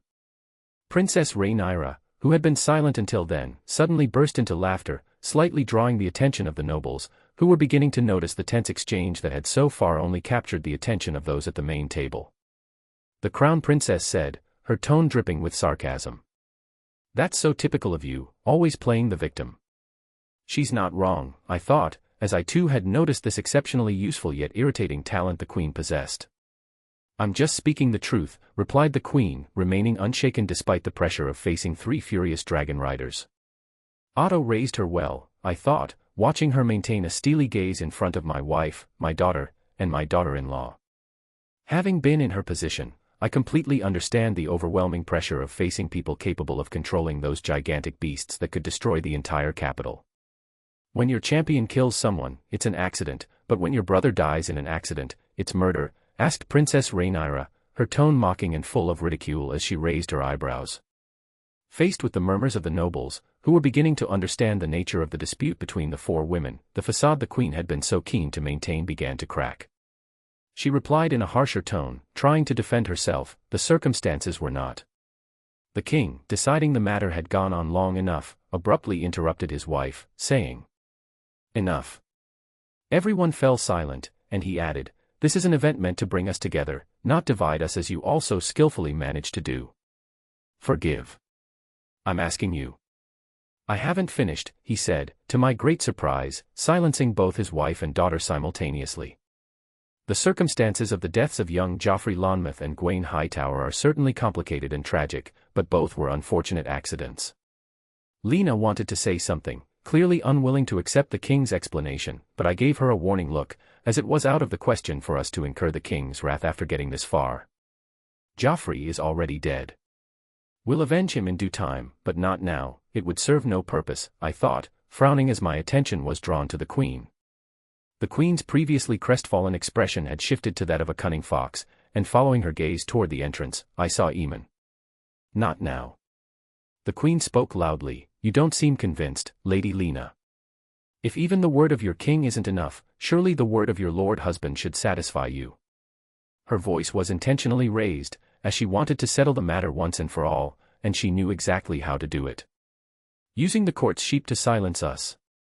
Aemon, surprised, approached the table and said, "I thought I heard my name." The queen, with a broad smile, replied, "I was merely saying that, like the king, you believe my brother's death to be murder, unlike that of young Joffrey Lonmouth." Confused, the prince, surprised by the queen's words, asked, "Did I say that?" I frowned, daring to hope that Aemon would speak in our favor. Even though it would give us the upper hand we lack. "No, but I assumed that." The queen began, flustered, frowning as if Aemon wasn't playing his role correctly. "Has he allied himself with the Hightowers?" I wondered. "Sorry to contradict you, your grace, but you're mistaken." "That's not my opinion at all," he said, sitting down and taking Lena's hand. Surprised by Aemon's firm statement, I exchanged a glance with Rhaenys, whose eyes gleamed. We were thinking the same thing, and she nodded in agreement. I then asked Aemon, "What is your opinion on the matter, Aemon?" He answered directly and simply, "My opinion is pretty straightforward. Everyone saw Ser Criston plunge his blade into Ser Joffrey Lonmouth's throat." I was about to smile when he added, "Did he kill him in self-defense or not? Did he intend to kill him or not? That's not for me to judge." "So, you're suggesting a trial?" I asked, trying to coax him into saying what I wanted. Aemon, however, didn't fall into my trap and said, "I'm not suggesting much, because it was unclear. Anyway, few fighters can match Ser Criston Cole, and you don't have that kind of fighter among your knights." "That's not what my father asked," Lena said, gently nudging her husband to take my side. "But that's my answer," he replied, disappointing both Lena and me. Legal action against the Lord Commander of the Kingsguard would be pointless, as he would demand a trial by combat. You would only lose an excellent fighter, Lord Corlys, or even your own son in a misguided attempt to seek justice for someone who is now in a far better place. I was on the verge of accepting the challenge myself, ignoring Prince Aemon's advice, but I felt my wife's hand take mine. A subtle gesture telling me that it was over and that I shouldn't push any further. Whatever his motive in telling me this, he's right, none of my knights can currently defeat Criston Cole. I finally sighed and said, "Thank you, Prince Aemon." Aemon nodded, and out of the corner of my eye, I saw Lena smile slightly at him in thanks for his intervention, to which he responded with an exaggerated roll of his eyes. He was honest and supported us to some extent. It's a good start. I've already gained so much, let's let this matter rest for now. As long as Rhaenyra's children and Aemon's children unite, no one will be able to stop us. I request a trial, Your Majesty. Chapter 72. POV Alicent Hightower. As I thought this dispute would end with a possible victory on my part, tainted by Aemon's refusal to clearly side with me against his in-laws, I watched him fawn over his fiancée, feeling slightly envious. Despite his house's interests, he's not fully aligning with me. If Viserys had even a quarter of his courage, he would have named Aegon his heir long ago, I thought. My thoughts were interrupted by the cry of a fool who decided to throw oil on the smoldering flames of our dispute, saying, "I demand a trial, Your Majesty." I raised my head, trying to identify the fool, and to my surprise, I saw the heir of House Valerian, his hair dripping wet, standing before us, all stunned not by his ridiculous appearance but by his absurd words. Seeing no one respond, he repeated in a louder voice than before. "I demand a trial for the unjust death of Joffrey." He's lost his mind, I thought, not understanding why he was so determined to have Ser Criston tried, especially after Aemon had clearly laid out the conclusion of this matter. If Ser Criston kills him, I'll be in an open war with House Valerian, and they'll permanently side with Rhaenyra. They will do everything to unite their daughter's children with Rhaenyra's. Aemon Targaryen could even take Rhaenyra as a second wife. Targaryens don't have the same customs as us. This must not happen under any circumstances. Before I could say anything, I saw the head of House Valerian rise and harshly say to his son, "Laenor, get out of this." "No, I've had enough," shouted the usually more pliable heir of Valerian. And much more docile, I thought. "Give me the chance, Your Majesty, to right the wrong that has been done. Grant me this fight, do it for your son-in-law," he said, leaning on the new bond that united him with Viserys. POV Aemon Targaryen. This can't be happening, I thought, resisting the urge to slap my forehead as I watched Laenor Valerian roar in front of the entire court. I sent Gunther to get him cleaned up after he vomited all over the courtyard, and he comes back even crazier than before. This fool's status may have changed, but not his strength. If he faces Criston Cole, he's going to die without a doubt, I thought, already knowing the outcome of this fight before it even began. I turned my head towards Uncle Viserys, curious to see what he planned to do, but what I saw left me momentarily speechless as he was looking at me, waiting for me to help him make a decision. "You're the king, not me. Why is everyone trying to drag me into their problems? I just wanted a bit of entertainment to stave off boredom at this banquet, not to settle disputes between great houses.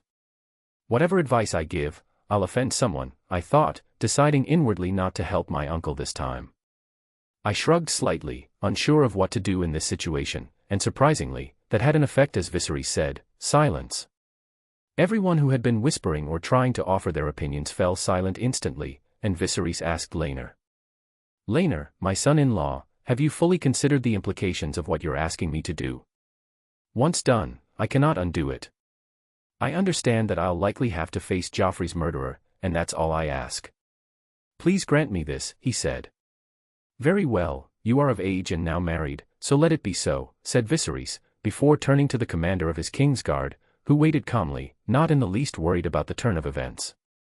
He even seemed slightly eager for a fight, I thought, finding his behavior annoying. "Ser Criston, do you wish to submit to a trial by court or?"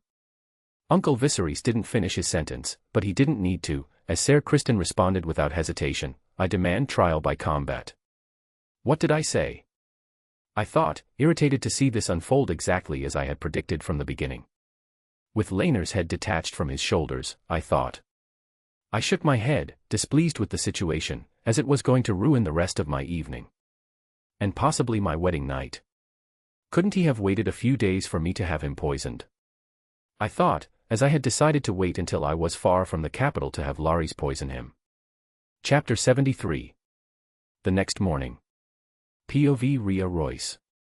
As I watched Uryx flying in the sky from the balcony, the dining room door opened. I turned, expecting to see my son and his wife entering, but it wasn't them. "It's just Arnold," I thought as I looked at the knight who seemed prouder than usual. He's been strutting around like a rooster for some time now. He better not forget his place, I thought, trying to detect any sign of disloyalty. I raised an eyebrow, waiting to hear what Arnold had to say, and he simply said, "The Prince Daemon is here." I frowned for a moment, both annoyed and surprised that he had actually come, before composing myself and saying, "Let him in. I have only myself to blame. I shouldn't have invited him, even out of politeness. I imagined he would have the decency to decline the invitation, but I had forgotten we were talking about Daemon." Arnold nodded and left. A few seconds later, Daemon entered alone, looking even more arrogant than Arnold, which irritated me instantly. It brings back too many bad memories. Though I invited you, I would have thought you'd stay with your family, I said, subtly implying that we were no longer his family and that he wasn't welcome. My family is very large, he replied, not even acknowledging the tone or manner in which I spoke to him. He's evolved, but I know him. I just need to push him to his limits to make his true self emerge. I smiled, raising my eyebrows, and asked bluntly. What are you really doing here? Catching up on lost time, he said, slowly starting to play into my game. I smiled and continued to push, aiming to crack the mask he was trying to wear. You abandoned a little boy, but he's no longer one. Unfortunately, you've returned too late. I hope you're aware of that. His small smile disappeared immediately, and he stepped dangerously closer to me, saying, Don't twist the story. You took my son from me and turned him against me. You tried to turn him into some pathetic shepherd only good for tending goats, but look at him. There's nothing of you in him. He's like me, and you can't deny it. My blood runs in his veins, the blood of the dragon. Now you're convinced. At one time, you'd have sworn I spread my legs for a Lysini, I thought, feeling a wave of anger rise within me, which I quickly suppressed. It's pointless. If Aemon were here to hear this, he would no doubt tell me it's just a pathetic speech from a frustrated but ultimately defeated man. I pity you for being so blind, I said, gently stroking his shoulder before leaning in close enough to whisper in his ear. However, there's one thing you're right about. Aemon does resemble you, whether in appearance or in his Targaryen heritage, with everything that comes with it. But fortunately, he didn't inherit any of the faults you carry with you. And be sure of one thing, you will never be his father. Daemon was about to retort but stopped when he heard the door open. Ah, my son, you finally come to greet your mother, I said, smiling broadly as I passed in front of Daemon, whose jaw clenched tightly at hearing me speak that way. Swallow your anger and learn what it feels like to live for years in the shadows and frustration. POV Aemon Targaryen. I smiled softly at my mother and said, Forgive us, but we needed to rest. It was a long night. Mother smiled and embraced me. Before she could say anything, I noticed Daemon and asked, surprised, Oh, father, what are you doing here? It's traditional for your wife to have breakfast with her in-laws, he said without a trace of shame. Oh, not him. I don't have the strength to deal with him today. Unless I'm not welcome, he added, noticing that I hadn't said anything. No, of course not. It's a pleasure, I said, putting on that well-practiced fake smile that I perfected so much that sometimes even I believed I was truly happy. Well then, what are we waiting for to eat, he said, sitting down at the table. A table set for 3, I thought, internally rolling my eyes at his impudence and audacity. You're right, we should quickly regain our strength. Today might be even longer than the night, I joked. But it's so true, I thought, sitting opposite Lena. The rest of the meal passed quietly as we all discussed trivial, utterly uninteresting things, until Daemon decided to leave, saying he had planned some sort of dragon excursion with Balin. If he can even manage to mount Sheep Stealer without being completely devoured. It's so sad how he projects all his regrets and expectations for me onto my brother. Chapter 74. POV Rhea Royce.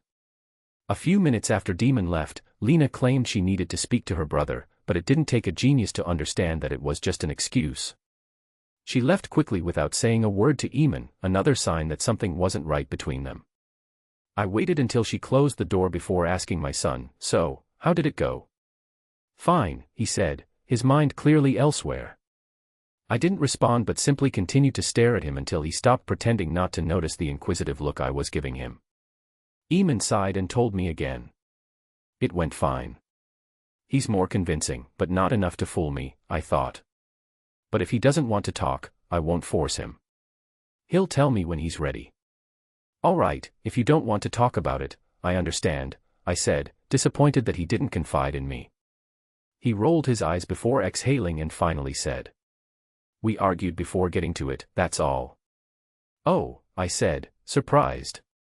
Yeah, oh, he said, eyes lowered. But you? He looked up and said, Yes. All right then, I said. A long silence settled between us, and to break the awkwardness, I changed the subject by asking, "What did you argue about?" "Guess," he said, rolling his eyes. I frowned and said, "She's upset because you gave the idea to Laenor." "No, she understands that perfectly," he said, with a hint of sarcasm, before adding, "What she didn't like is that I refused to participate or send Gunther to fight as Laenor's champion. He'd never send Gunther to fight in his place, especially for something like this." "Why Gunther?" She asked which fighter had a chance against Criston Cole, and I answered. Aemon said, sulking. "You could beat him easily," I said, knowing my son's physical abilities and combat skills. I was the one who started training him at a young age. He was so adorable with a wooden sword, I thought, remembering how he looked 10 years ago. "And so," he said, frowning, not appreciating my implication. "And so, why did you refuse?" "It would be a huge favor to House Valerian," I said, not understanding why he was so determined to draw a clear line between us and House Valerian. His reactions are incomprehensible, even more so now that they're married. It would be a mistake. I'd be publicly identified as part of Rhaenyra's camp. "You're already in her camp. You loudly proclaimed that doctrine of exceptionalism at the small council," I said. Aemon frowned, then said, "Who told you?" "Rhaenys." I stayed silent, as our discussions were only meant to protect the interests of our two houses. And I have nothing to feel guilty about. I don't reveal anything secret to Rhaenys. Aemon shrugged and said, "Anyway, that doesn't matter. It's not the same. What I loudly proclaim is the truth. Rhaenyra is the rightful heir to the throne, and the fact that she's a woman changes nothing." Nonsense, I thought, already aware of his distaste for his cousin. He finished by saying, "But asking me to kill the Queen's champion is asking me to start hostilities with her, and I don't want that." "What does she have against you?" I asked, not understanding this sudden friendship between him and the Queen. "Nothing at all," he said, laughing, finding my words ridiculous. I frowned and then said, "If she has nothing against you, if she poses no threat and you don't want to upset her, then there's only one possibility: you're trying to please her." Aemon stopped laughing and said nothing. Caught red-handed. I shook my head, closed my eyes, and pinched the bridge of my nose. "You know, if I could figure it out, Lena, Rhaenys, and Corlys will too. In fact, I wouldn't be surprised if they're already fully aware of it." Aemon shrugged and said, "I don't need their approval anymore. The Valerians have nothing left to offer me. My business interests are in Westeros. An alliance with Queen Alicent offers me advantages, plenty of advantages, especially with House Hightower, where she comes from, and House Lannister, with whom she's particularly close since she gave the Master of Ships seat to them temporarily before Corlys Valerian returned from the Stepstones," I said. "I see that, contrary to what you led me to believe, you're well informed about what's happening at court," he said, raising an eyebrow in surprise. "With a son as ambitious as mine, I have no choice," I thought. I didn't respond to his slight provocation and simply asked, "What I still don't understand is why it would be more beneficial to serve the Queen for potential friendships with the lords of those great houses than to help our in-laws, whose head is the sea snake. Have you forgotten that his fortune is second only to the king's?" Aemon smiled slightly and swirled his wine before saying, "I've established very good relations with Rickon Stark." "And how is that relevant?" I asked, not understanding why Aemon brought this up so suddenly. "Before we return to Runestone, it will be publicly announced that Arnold will become the Lord Protector of the Vale," he said joyfully. "That's why he's been acting so cocky lately." "That's excellent news, but it doesn't answer my question," I said, waiting for my son's response.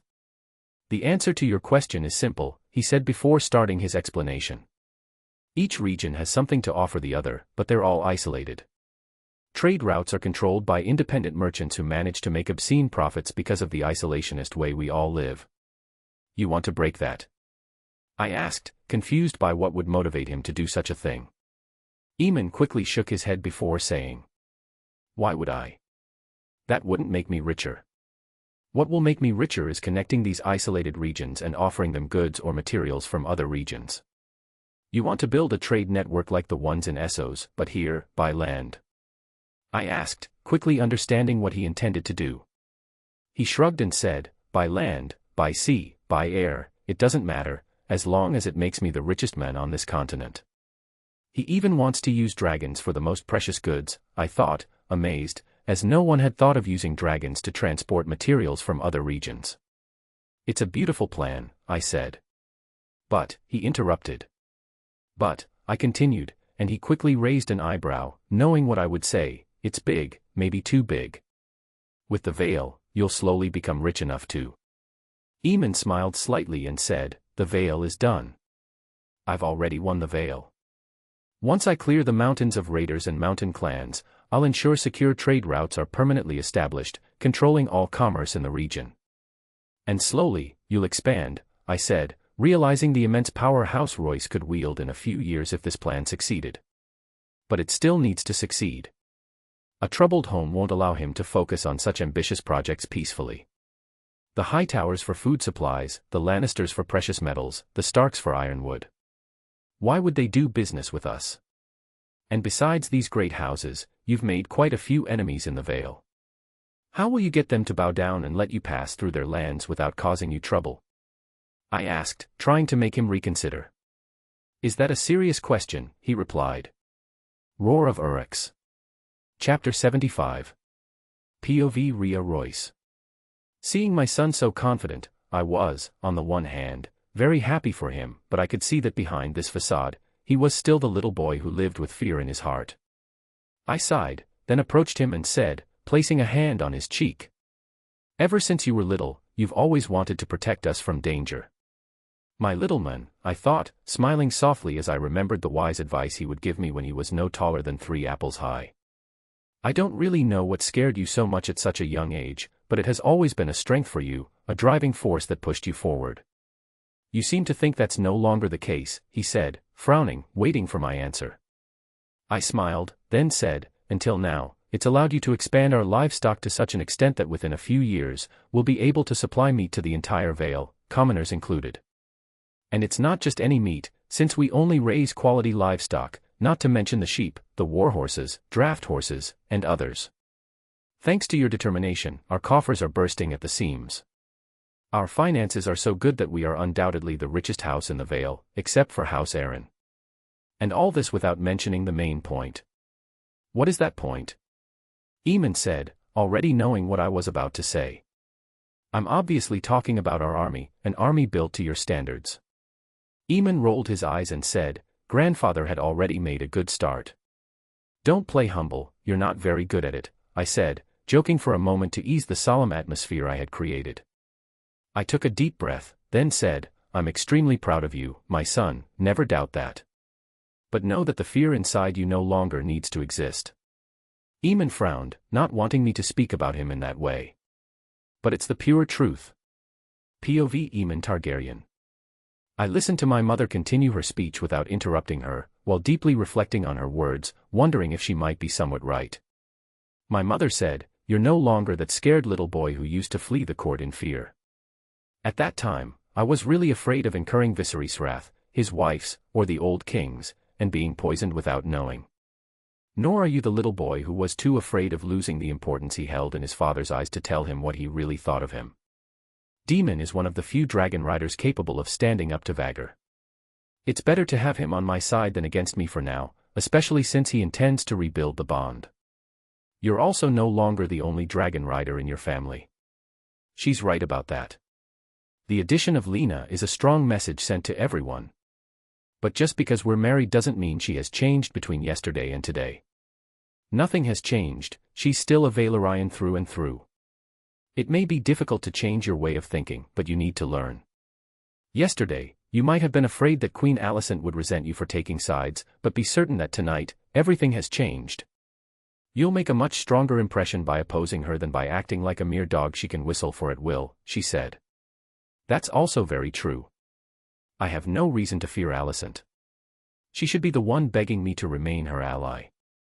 You are Aemon Targaryen, rider of Urex, lord of House Royce, husband of the rider of Vhagar, Grand Master of the Order of Bronze Shields, and Commander-in-Chief of more than 10,000 bronze lances. You have nothing to fear anymore, because trust me, that fear left you a long time ago." Fear, I thought, smiling at the rare vulgar language my mother was using. She placed both hands on my shoulders and finished by saying, "Fear has changed sides, my son, so please don't act like your father. Don't ruin your marriage before it has even truly begun, because together, you will be stronger than anything. I stared at her without saying a word, because there was nothing I could say. I had little desire to help Corlys Valerian or Rhaenyra, but she was right about one thing. If I let Laenor die, Lena will never forgive me, and it will stain our marriage forever. She hasn't yet had the time to understand that she's no longer a woman of House Valerian, and she's already stuck between her birth family and me. Chapter 76. POV Rhaenys Targaryen. How are you, my dear? I said as I saw my daughter enter, her face closed off, unlike her usual self where she was always full of life and smiles. Everything is fine, she said, with a fake smile plastered on her face. You can't fool me with such a false smile, my daughter, I thought before asking her. Did he mistreat you? Lena shook her head and said, no, he was very courteous when it came to the bedding, but we had a disagreement. About what? I asked, curious to know what could have caused conflict on their wedding night. Laenor, she said. I closed my eyes for a moment before saying as I reopened them. It wasn't his fault, he couldn't have known that your foolish brother would listen and do exactly the opposite of what he advised your father. On that point, he was truly blameless. I know, but that's not why we argued, Lena said, catching my attention, curious to know what could have led her to clash with Aemon if it wasn't for that reason. Then why? I asked, confused. Lena took a deep breath before she began to speak. I was worried about Laenor, so I asked him if he knew of anyone skilled enough to stand a chance against Criston Cole. Oh no. I simply imagined he would give me a list of mercenaries who could fight for gold that we could pay in case of victory, or maybe even some who enjoyed the thrill of risk and would want to try their luck, so that Laenor wouldn't have to die for nothing, she said quickly to clarify her point. But I imagine that's not what he did, I said, pinching the bridge of my nose, slowly starting to understand. Lena shook her head and said, no, he didn't do that. Instead, he gave me a serious list of all the possible contenders he knew who could face Criston Cole. A rather short list, I thought.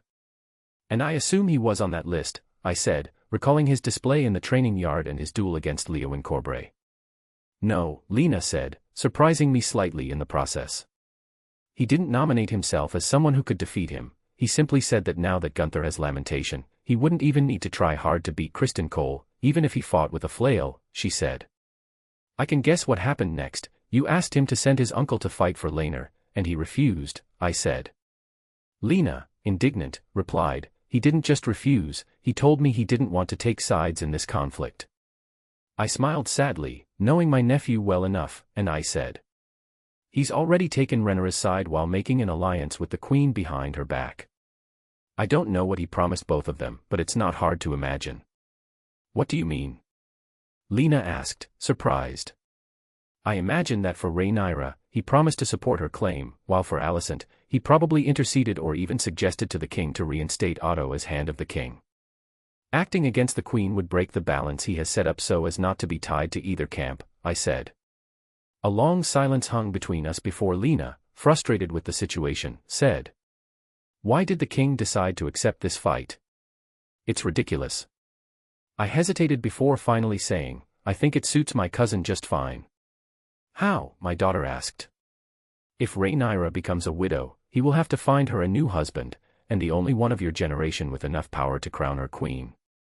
It's Aemon, Lena said, understanding what I meant and cutting me off in the process. I nodded, not commenting on her lack of politeness, and added. I don't want to jump to conclusions, but it wouldn't surprise me if he wasn't troubled by the outcome of this fight, whatever it is. If Laenor wins, his reputation will be made and Rhaenyra's position will be secured. But if Laenor loses, Aemon's children will inherit Runestone, Driftmark, and the Iron Throne. Aemon doesn't want the throne, Lena said. Don't be fooled about your husband, he's an ambitious man with the means to achieve his ambitions, I said seriously. Although I care for him greatly, I'm not blind to his true nature. I added, Aemon has long claws, far too long not to be drawn to the Iron Throne. Then what can we do in such a situation, she asked, almost desperate. I don't know yet, but Corlys is trying to find a solution as we speak.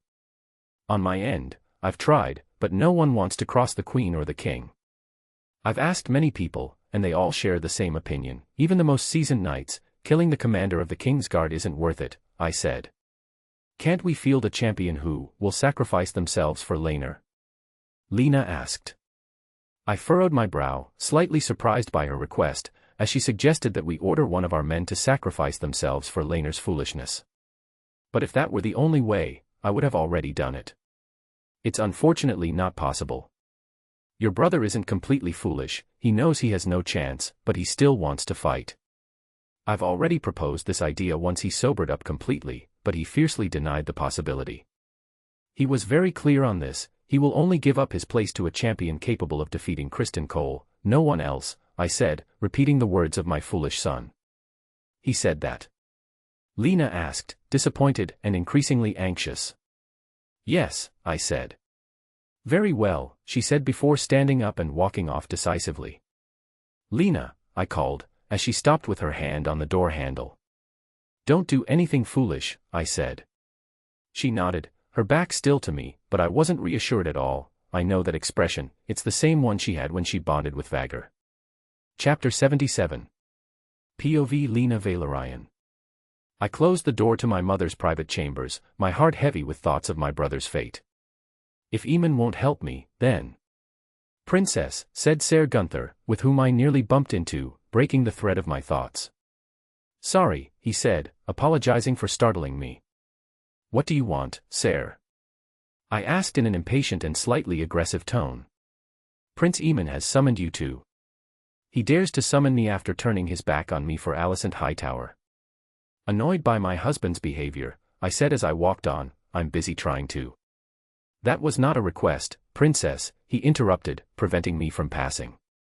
I narrowed my eyes at the night, but realizing it would do no good, I finally followed him. I must keep my composure, he is now my lord husband, and I owe him obedience, I thought.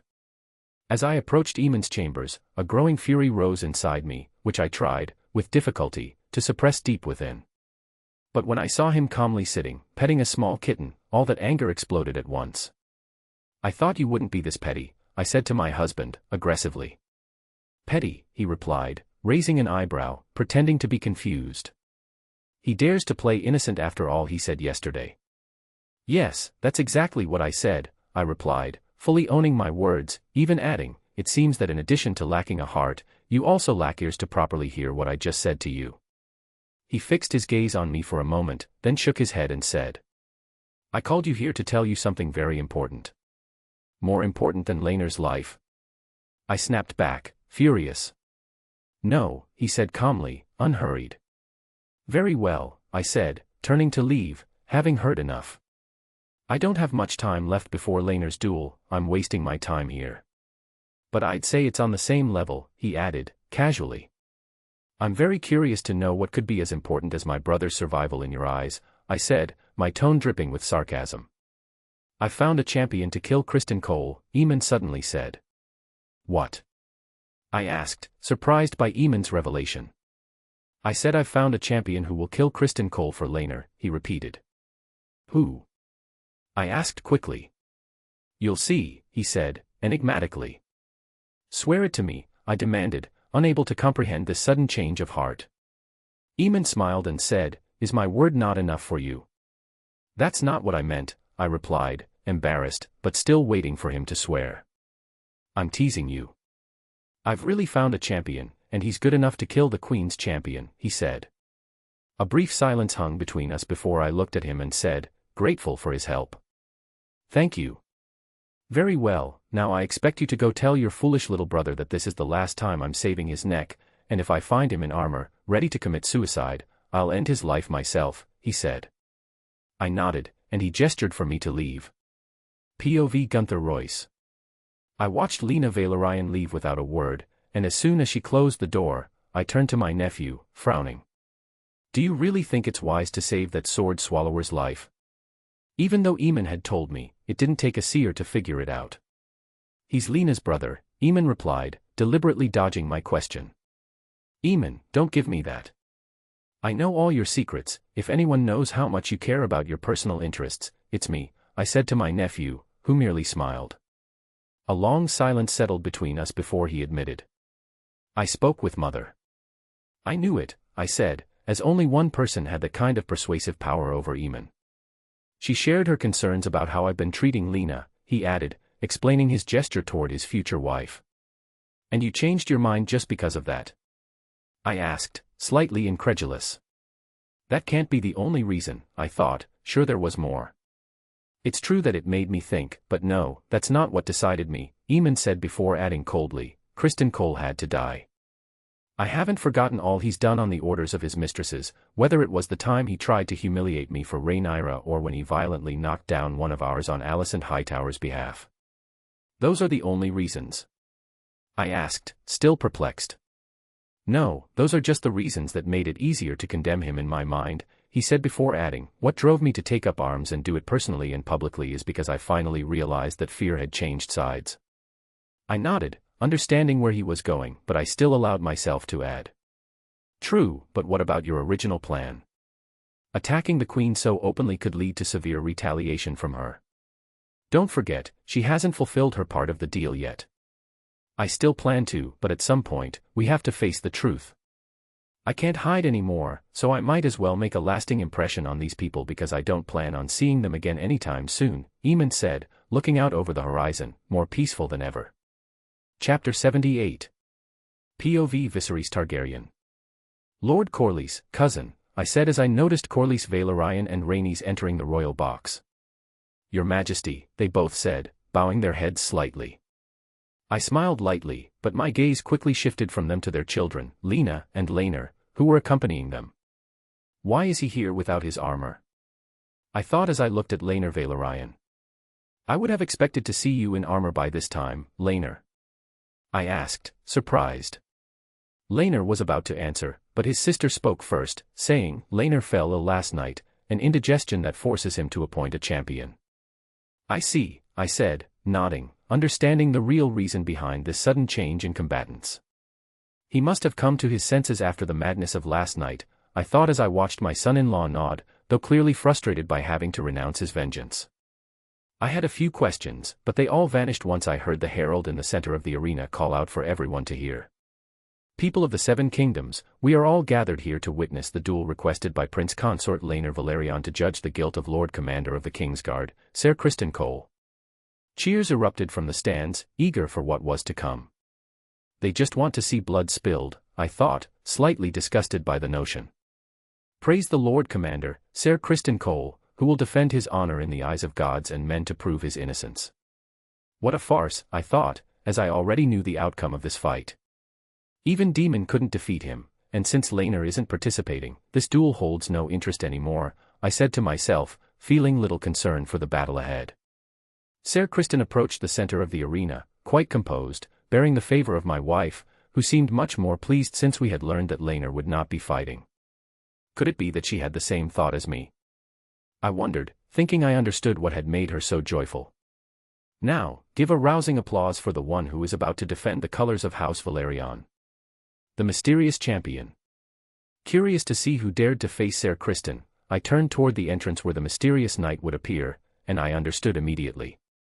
I turned to look at Lena, noting that she was accompanied by Ser Arnold Arryn. I searched for Rhea Royce and, upon seeing Ser Gunther behind her, I narrowed my eyes, certain that the man advancing in an armor resembling dragon scales and red and black was none other than Aemon. Why is he doing this? I wondered, not understanding why he had suddenly decided to support House Valerian, given the tensions between Corlys and him. I glanced at my wife, who gasped in surprise as she too realized who was beneath the dragon-shaped helm, then she muttered, "How dare he? He is a prince of House Targaryen, he owes obedience only to his king and no one else," said Lena, the newly titled princess of House Targaryen. I frowned slightly, as I had noticed since yesterday that she was speaking up more and acting with far too much liberty. Aemon will need to rein her in. If he lets this woman dominate him, House Valerian will end up subverting ours. "Address the queen properly, Lena," said Rhaenys, who had noticed my gaze on her daughter. Lena looked at her mother but said nothing further, which caused Rhaenys to frown, though she refrained from saying anything more. I could have intervened, but my attention was not focused on women's matters, it was solely on my precious nephew. No matter what happens, he must not die. He is the last hope I have for a strong and united House Targaryen. POV Aemon Targaryen. I smiled beneath my helm as I watched the commander of my uncle's guard and champion of the queen approach me, saying, "You must have truly lost your mind if you think you can defeat me in battle." Even your own father couldn't manage such a feat. And you're so arrogant you clearly haven't taken the time to speak with the knights sworn to the king's guard, or even those under your command, I thought, recalling how just 2 days ago I had taken down around 20 seasoned knights with ease. Although I did take advantage of something I no longer possess, I reminded myself, knowing that with the armor I wore, I couldn't execute the same moves. Still, I was far faster and more agile than common knights. You say nothing. There's not much to say to a man who is about to die. I'll remember your words when you... Criston Cole didn't get the chance to finish his sentence. With Lady Forlorn drawn, I charged at him suddenly, forcing him to immediately go on the defensive. I couldn't see his expression beneath his helm, but judging from his grunts and the difficulty he had parrying my strikes, I could sense his growing frustration. 200 in physical strength grants me about twice the force of a normal human, roughly a ton of strength, I thought, watching Criston Cole retreat, slowly pushed into his corner. It didn't take long for cracks to appear on his steel shield, and just as I was about to deliver the final blow, Criston Cole hurled his shield at my face. Surprised, I raised my hand to block it, and he took the opportunity to bring his flail crashing down on my right hand. POV Criston Cole. Seeing that Prince Aemon was about to break my shield, just as he had done with the heir of House Corbray, I took matters into my own hands. I can't keep staying passive, I thought. I threw my shield with all my strength toward the prince's face, and he instinctively raised his hand to cover it. Got you, I thought as I swung my flail with all my might toward his arm. He dodged quickly, but with a slight twist of my wrist, I managed to strike his right hand, the one holding his Valyrian steel sword. Crack. His right hand is no longer usable, I thought, satisfied that I had taken out my opponent's dominant hand. Just as I was about to deliver the killing blow, I felt something slam into me violently, sending me crashing to the ground. I didn't have time to comprehend what was happening before I felt someone striking my helm. POV Lena Targaryen. Seeing Aemon enter the arena personally left me in shock, but it also touched me deeply, for I knew well the tension between him and my father. I was also aware that he was risking his own interests to help me. As I watched him enter, though relieved that he had finally kept his word and found a champion, I did not want to become a widow the day after my wedding. I didn't want him to die in this fight, and I couldn't understand why he hadn't sent his uncle to fight in his stead. As the battle unfolded, I quickly realized why he hadn't done so. Criston Cole couldn't regain the upper hand against Aemon, and his shield was crumbling with each blow from my husband. But suddenly, Criston Cole regained control and broke Aemon's hand, causing him to drop Lady Forlorn. I stood, as did most in the royal box. Criston Cole was about to bring his flail down on Aemon's head, but Aemon threw himself at him, knocking him to the ground and assaulting him savagely. Out of control, he hammered Criston Cole's helm. The knight seemed dazed and, after the first blows, stopped trying to defend himself, but that didn't stop Aemon from continuing to strike again and again. The arena fell silent. Aemon only stopped when he noticed that his opponent's body was no longer moving, a part of his helm embedded in his skull, with blood flowing, staining the arena's sand red. Silently, I thanked the Seven for granting me the gift of not having to bury anyone the day after my wedding. Then, I turned toward the king, who had already stepped forward to say, "The gods have spoken. Criston Cole of House Cole of the Stormlands is guilty of the death of Joffrey Lonmouth, and Prince Aemon Targaryen, rider of Urex, has delivered justice in my name and in the name of the gods." Glory to Prince Aemon, someone shouted from the stands. I don't know why, but something burned inside me, and I couldn't help but respond to the call, proud of the man who had recently become my husband, by shouting, along with many others, "Glory to Prince Aemon." Chapter 79. POV Aemon Targaryen. I quickly removed my helmet once I realized that I had finally killed Criston Cole, and I spat on him in rage. That damn dog broke something, I thought, frowning in pain because, in the heat of the moment, I had struck wildly with my injured arm. The adrenaline helped mask the pain, but now the backlash is kicking in. I stood up and left that cursed arena, furious. I wasn't angry at anyone in particular, except myself, because I had been too arrogant. And I paid dearly for it, I thought. I wanted to flaunt my exceptional abilities by humiliating him, but I ended up humiliating myself, injuring myself like an idiot by using the same tricks twice in a row. I quickly found my way back to my chambers, and shortly after, Gunther entered, followed by Grand Maester Melos, Lena, and my mother. "How are you?" my mother asked. I'm fine, I replied, though inwardly I was doing everything I could to suppress a scream of pain. Is it serious? Lena asked the maester, who had begun to examine me. He didn't speak at first, then simply said, you have a fracture. With a splint, you'll be healed in 1 or 2 moons. I can give you some milk of the poppy for. No, I'll be fine, I said. I'll need to find animals to kill to acquire attribute points, I thought, knowing that even though my constitution stat, which also regulated how quickly I could heal, was nearly 3 times higher than a normal human's, it wasn't fast enough. If you'd like, I can. Thank you for your diagnosis, but we'll be leaving in a few hours. The maester at Runestone will tend to my injury, I said, feeling slightly uneasy and repelled by the maesters. With all the conspiracy theories surrounding them, it was better to stay away from those grey rats, as Archmaester Marwyn called them. Thank you for your help, Maester Melos. My son needs to rest, my mother said. The Grand Maester finally complied with my mother's tacit order for me to rest and left quietly. He doesn't seem malicious, but I don't want to give him the chance to harm me, I thought as I watched him close the door. You were reckless, Aemon, my mother said once the Grand Maester had left. I know, I replied, fully agreeing with her. You should have taken a shield, she added, furious. I know that too, I said, without adding anything further. Rhea, Gunther interjected to calm my mother, who rarely got this angry. But I had gambled with my life when I could have killed him at any moment. And she feels guilty because she pushed me to accept the fight, I told myself, understanding perfectly why she was reacting so strongly. You wanted to give them a spectacle they wouldn't soon forget, and you succeeded. But I hope this spectacle will also serve as a lesson to you, and that like them, you won't forget it. You're not invincible, you bleed like everyone else, you're mortal like everyone else, she said, taking a deep breath. Yes, mother, I said without adding anything further. Fortunately, you weren't foolish enough to fight without armor, she finally said, looking at my armor. I would have done better without it.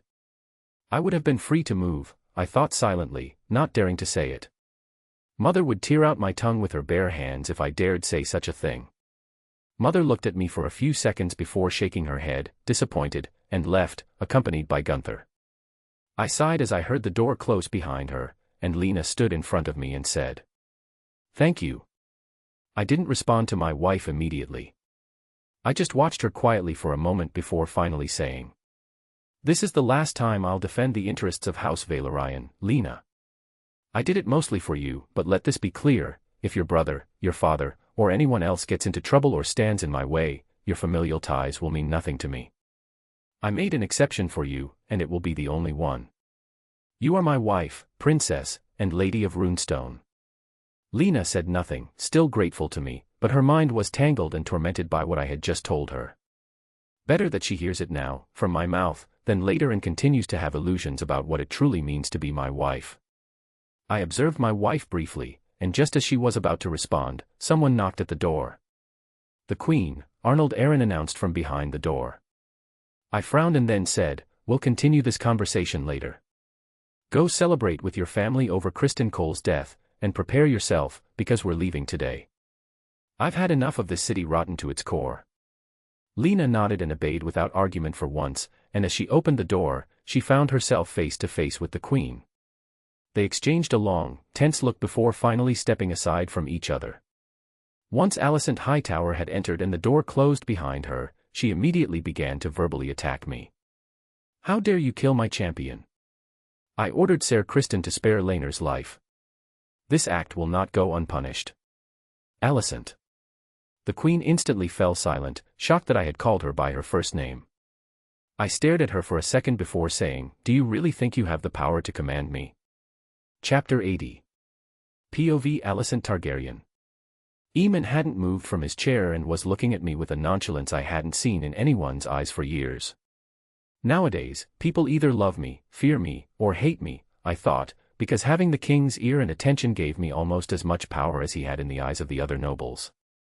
However, he just seems annoyed by my presence. He looks at me as if I were a stain, a mere parasite, I thought, feeling shivers down my spine under his gaze. "I am quite aware of the anger you feel towards the death of your knight," Aemon said, looking at me calmly. "With that in mind, I will not continue this pathetic display of... I don't even know why you're here, he added, looking at me as if I were a child throwing a ridiculous tantrum. This attitude reminds me of my father, I thought, looking at the young men who had barely 15 days of name but already far more power than the older lords of the realm. It wouldn't be an exaggeration to say that he holds more power than anyone today, and all because of the presence of Vhagar and Uryx, I thought, taking a deep breath to suppress all the anger and fear I felt at that precise moment. Seeing that I had nothing to say, Aemon waved his hand dismissively and said in a scornful tone, "Now leave me, I have better things to do than listen to you lament about your own situation." I was about to leave his quarters when he added, casually, "By the way, I'm leaving today for Runestone. Make sure Aegon is ready because I'm taking him with me." Shocked, I turned towards him, completely confused, and said, "This isn't what we agreed on." Aemon interrupted me bluntly and said, "I've done my part of the bargain we made, and that's my decision. So do yours, unless you want me to join Rhaenyra's side so she can destroy you once and for all." I hesitated for a moment before finally leaving without saying anything, silently acknowledging that he had won.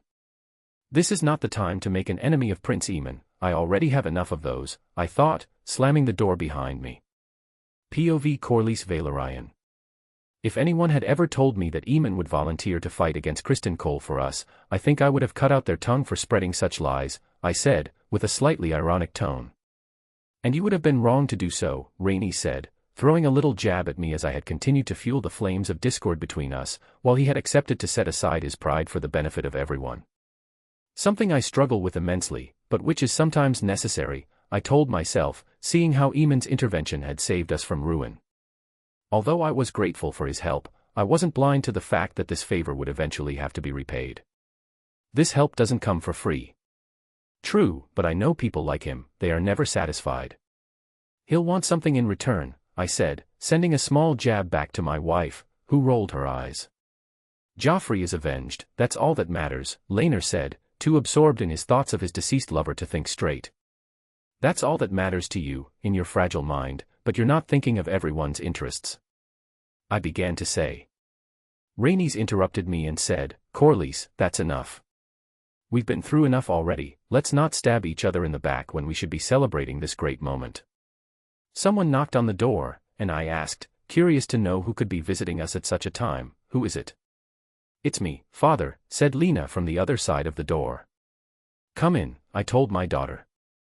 I looked at her with pride as she entered our quarters, then I said, "I knew you would manage to tame that prince." Lena smiled, but I could instantly tell it was a forced smile. I frowned and asked, "What's wrong?" "I talked to Aemon, and he's very strange. He's angry, but also very calm. He told me something that scared me a little," Lena said, sitting down with us. "What did he say that could have shaken you so much?" I asked. "He said it was the last time he would fight for our interests, and he seemed determined to draw a clear line between himself and House Velaryon. I'm afraid this fight may have permanently sealed any possible alliance," my daughter said, nervous at the mere thought of having failed in her role.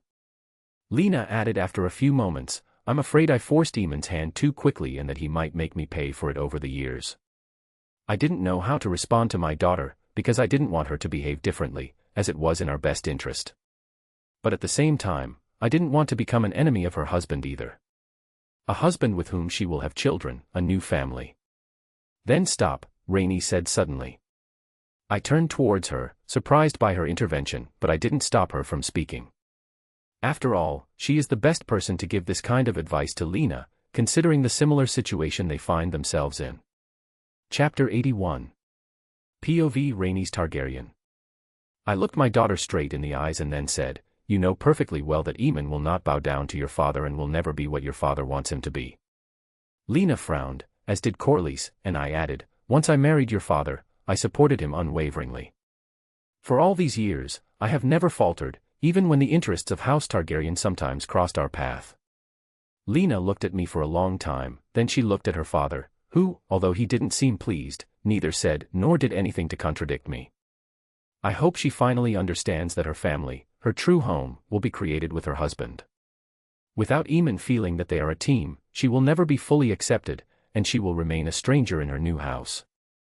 "I understand, Mother," Lena said, nodding her head, calmer and more serene than before. "I hope for your sake, I told my daughter, sincerely hoping that she understood the importance of this union and the right way to handle it. I nodded and prayed inwardly, let's hope they can have a happy marriage, even if they can only touch happiness with the tip of their fingers. POV Viserys Targaryen. Your Grace, Prince Aemon is here to see you, said Ser Erich as he entered. He's probably here to explain what madness took hold of him to risk his life in that arena and deprive me of my best fighter, the commander of my King's Guard, and all for the benefit of the sea snake, I thought, clenching and unclenching my fist repeatedly. Let him in, I said firmly, with a tone of royal authority. A tone I rarely use with those close to me. I watched Aemon enter my chambers. The sight of his arm tied up and held immobile against his chest by a sling made me frown. I couldn't help but worry as I saw the pain on his face, but he pretended everything was fine when he saw me staring at his arm. It's nothing more than a little scratch, he said with a smile. A small price to pay for defeating Ser Criston and a well-deserved cost for the arrogance I displayed, he added. I really don't understand what's going on. I thought we had an agreement. I asked my nephew. We still do, Aemon replied. I shook my head and said, furious. You fought for the sea snake, you defended his interests. True, I don't deny it, but I didn't do anything to weaken Rhaenyra's position or yours, he said, trying to justify his betrayal. But you upset the balance of power between her and Alicent, I said, narrowing my eyes and pointing my finger at him, something you personally warned me about and for your own interests. I understand your anger, Uncle, Aemon said in a sympathetic tone. I shook my head and interrupted him abruptly. I'm not angry with you, I'm disappointed in your behavior. I didn't think it would only take one night for the sea snake's daughter to. Uncle, I understand your anger, but you are completely mistaken, Aemon interrupted me sharply in turn. I certainly defended my brother-in-law, who is your son-in-law, in case I need to remind you, but with the sole purpose of avoiding more blood debts in this kingdom, he added, his gaze determined. A look far from guilty. And for that, you had to kill the commander of my guard? I asked, trying to dismantle his argument. Aemon smiled, almost mockingly, and said. Criston Cole was closer to your queen than to you. How do you think she knew how to approach me and offer me guardianship of Prince Aegon? I would even go as far as to say he was taking orders directly from her. The line between that and treason is thin. I shook my head, agreeing with him, but deep down, I still didn't like it. I had the feeling something wasn't right in this situation, without being able to pinpoint exactly what. Once Otto Hightower returns, you'll be able to start dismantling the factions from within. Identify all those who seek to divide the House of the Dragon, then undermine them with taxes, new laws, by giving more power to their neighbors. Any means will be good to avoid a succession war. I took a deep breath and said, you're right. Maybe it's my pride speaking at the moment, but for a moment I had the impression that you had betrayed me to join the Sea Snake's camp. Aemon smiled and said, that will never happen, be sure of it. No one will make me change my mind. My loyalty is solely to the king. Thank you, Aemon. I wanted to tell you myself, Uncle, but I will be leaving this afternoon for the Vale, Aemon finally said. Is the air of the capital that foul? I asked, slightly saddened. I can't stand it anymore. I miss my peace and tranquility, he said. I frowned for a moment and then finally nodded to let him go. There's no point in forcing him to stay with me. He'll return when he's ready for all of this. Chapter 82. POV Aemon. As I left the king's chambers, I let out a small sigh of relief. I wasn't afraid of Viserys anymore, in fact, I wasn't afraid of many people now, but I was afraid of losing the control, the grip I had on him. But that won't happen. By leaving, I'll only strengthen the hold I have over him and his decisions, I thought. There's just one more thing to do before I can leave. POV Jane Eyre. Princess Rhaenyra is abandoning us, Jessamine said, sensing that the tensions between Aemon and Rhaenyra were starting to ease. Especially now that he publicly took her side. We should return to the Vale, Jessamine said, worried. I remained silent because, although I wanted to leave just as much as she did, I knew that if I let the situation escalate, Aemon would soon reach his goal. He'll make Arnold the Lord of House Arryn and control the Vale through him, using him like a mere puppet. You're not saying anything, Jessamine whispered, wrapping her arms around my neck.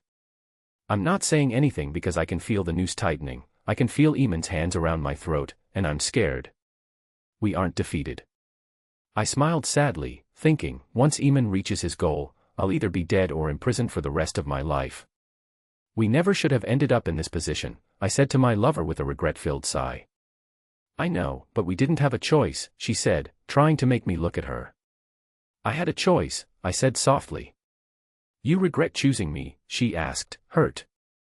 Yes, I thought, because without this, she wouldn't have lost her brother, and I wouldn't be on the verge of losing the only thing that has always protected me from men. My power and the throne of the Aerie. But I can't tell her that, she's not ready to hear it yet, I'm her only light. I shook my head and said, of course not. Jessamine watched me for a few moments, trying to see if I was telling the truth. She was about to say something, but we were interrupted when the door swung open and men walked in, finding us in each other's arms on the bed. Seeing their uniforms, I instantly knew who had sent them and why they were here. But it wasn't until the knights turned toward the door that I realized Aemon hadn't just sent his men, he had come to savor his victory in person. Jane, how are you, my dear? Better than your arm, I said to my former fiancé, trying to maintain my composure, even though I knew why he was there. There aren't many options, I thought, watching his reaction. That won't last. Now, get dressed, he said, looking me directly in the eyes, not even glancing around like his men did. So, I've truly lost everything. POV Aemon Targaryen.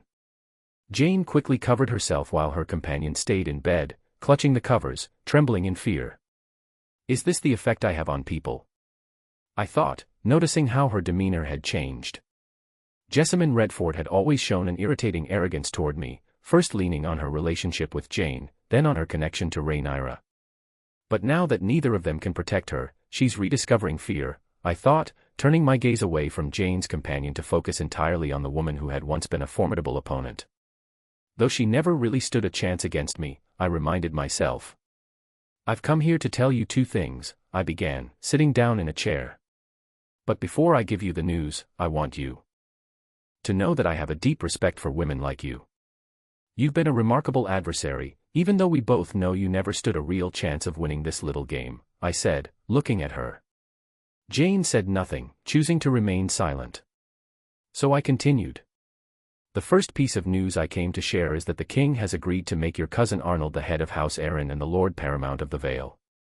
Jane's expression crumbled, and I saw the last glimmer of hope in her eyes die.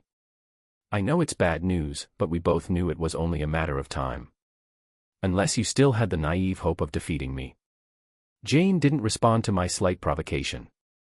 She turned to her companion, then back to me, and asked, what will become of us? As for your companion, I'm not sure. Her father will decide how best to punish her for making him lose his heir, the respect of all the lords of the Vale, and, most importantly, my favor, I said, paying no attention to Jessamine.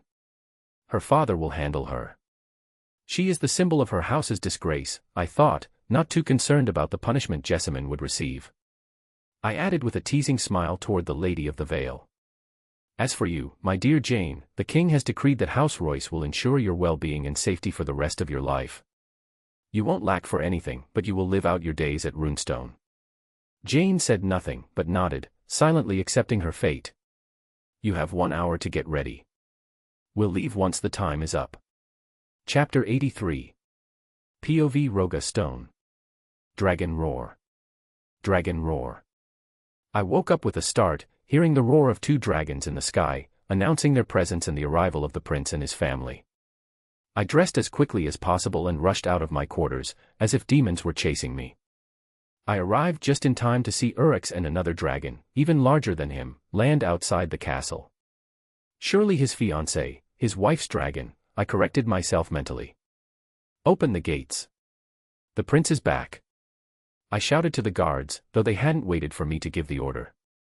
The gates quickly opened, and what I saw surprised me greatly, as the prince had not come alone. I already knew he would bring his wife, Lena Valerian, rider of the largest living dragon. For now, I added mentally, as I was convinced that Prince Aemon's dragon would soon catch up to or even surpass his companion's dragon.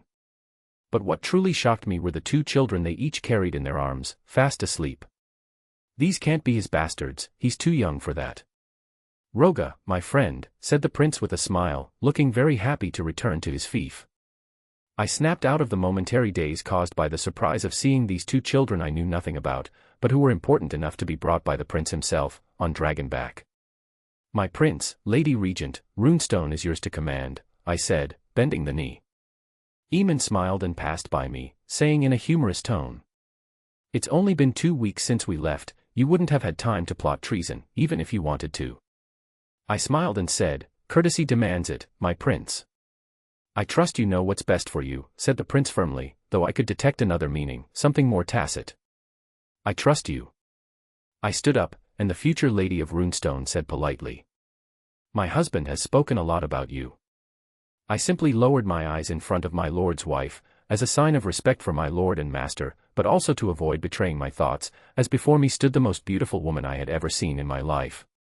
The kind of woman who takes away all possibility of falling in love if you allow yourself to be tempted. The kind of woman who also takes your head. "Let's go inside, I have many questions for you, Roga," Prince Aemon said loudly, already moving ahead of us. "Yes, my prince," I replied quickly, following them inside. POV Aemon Targaryen.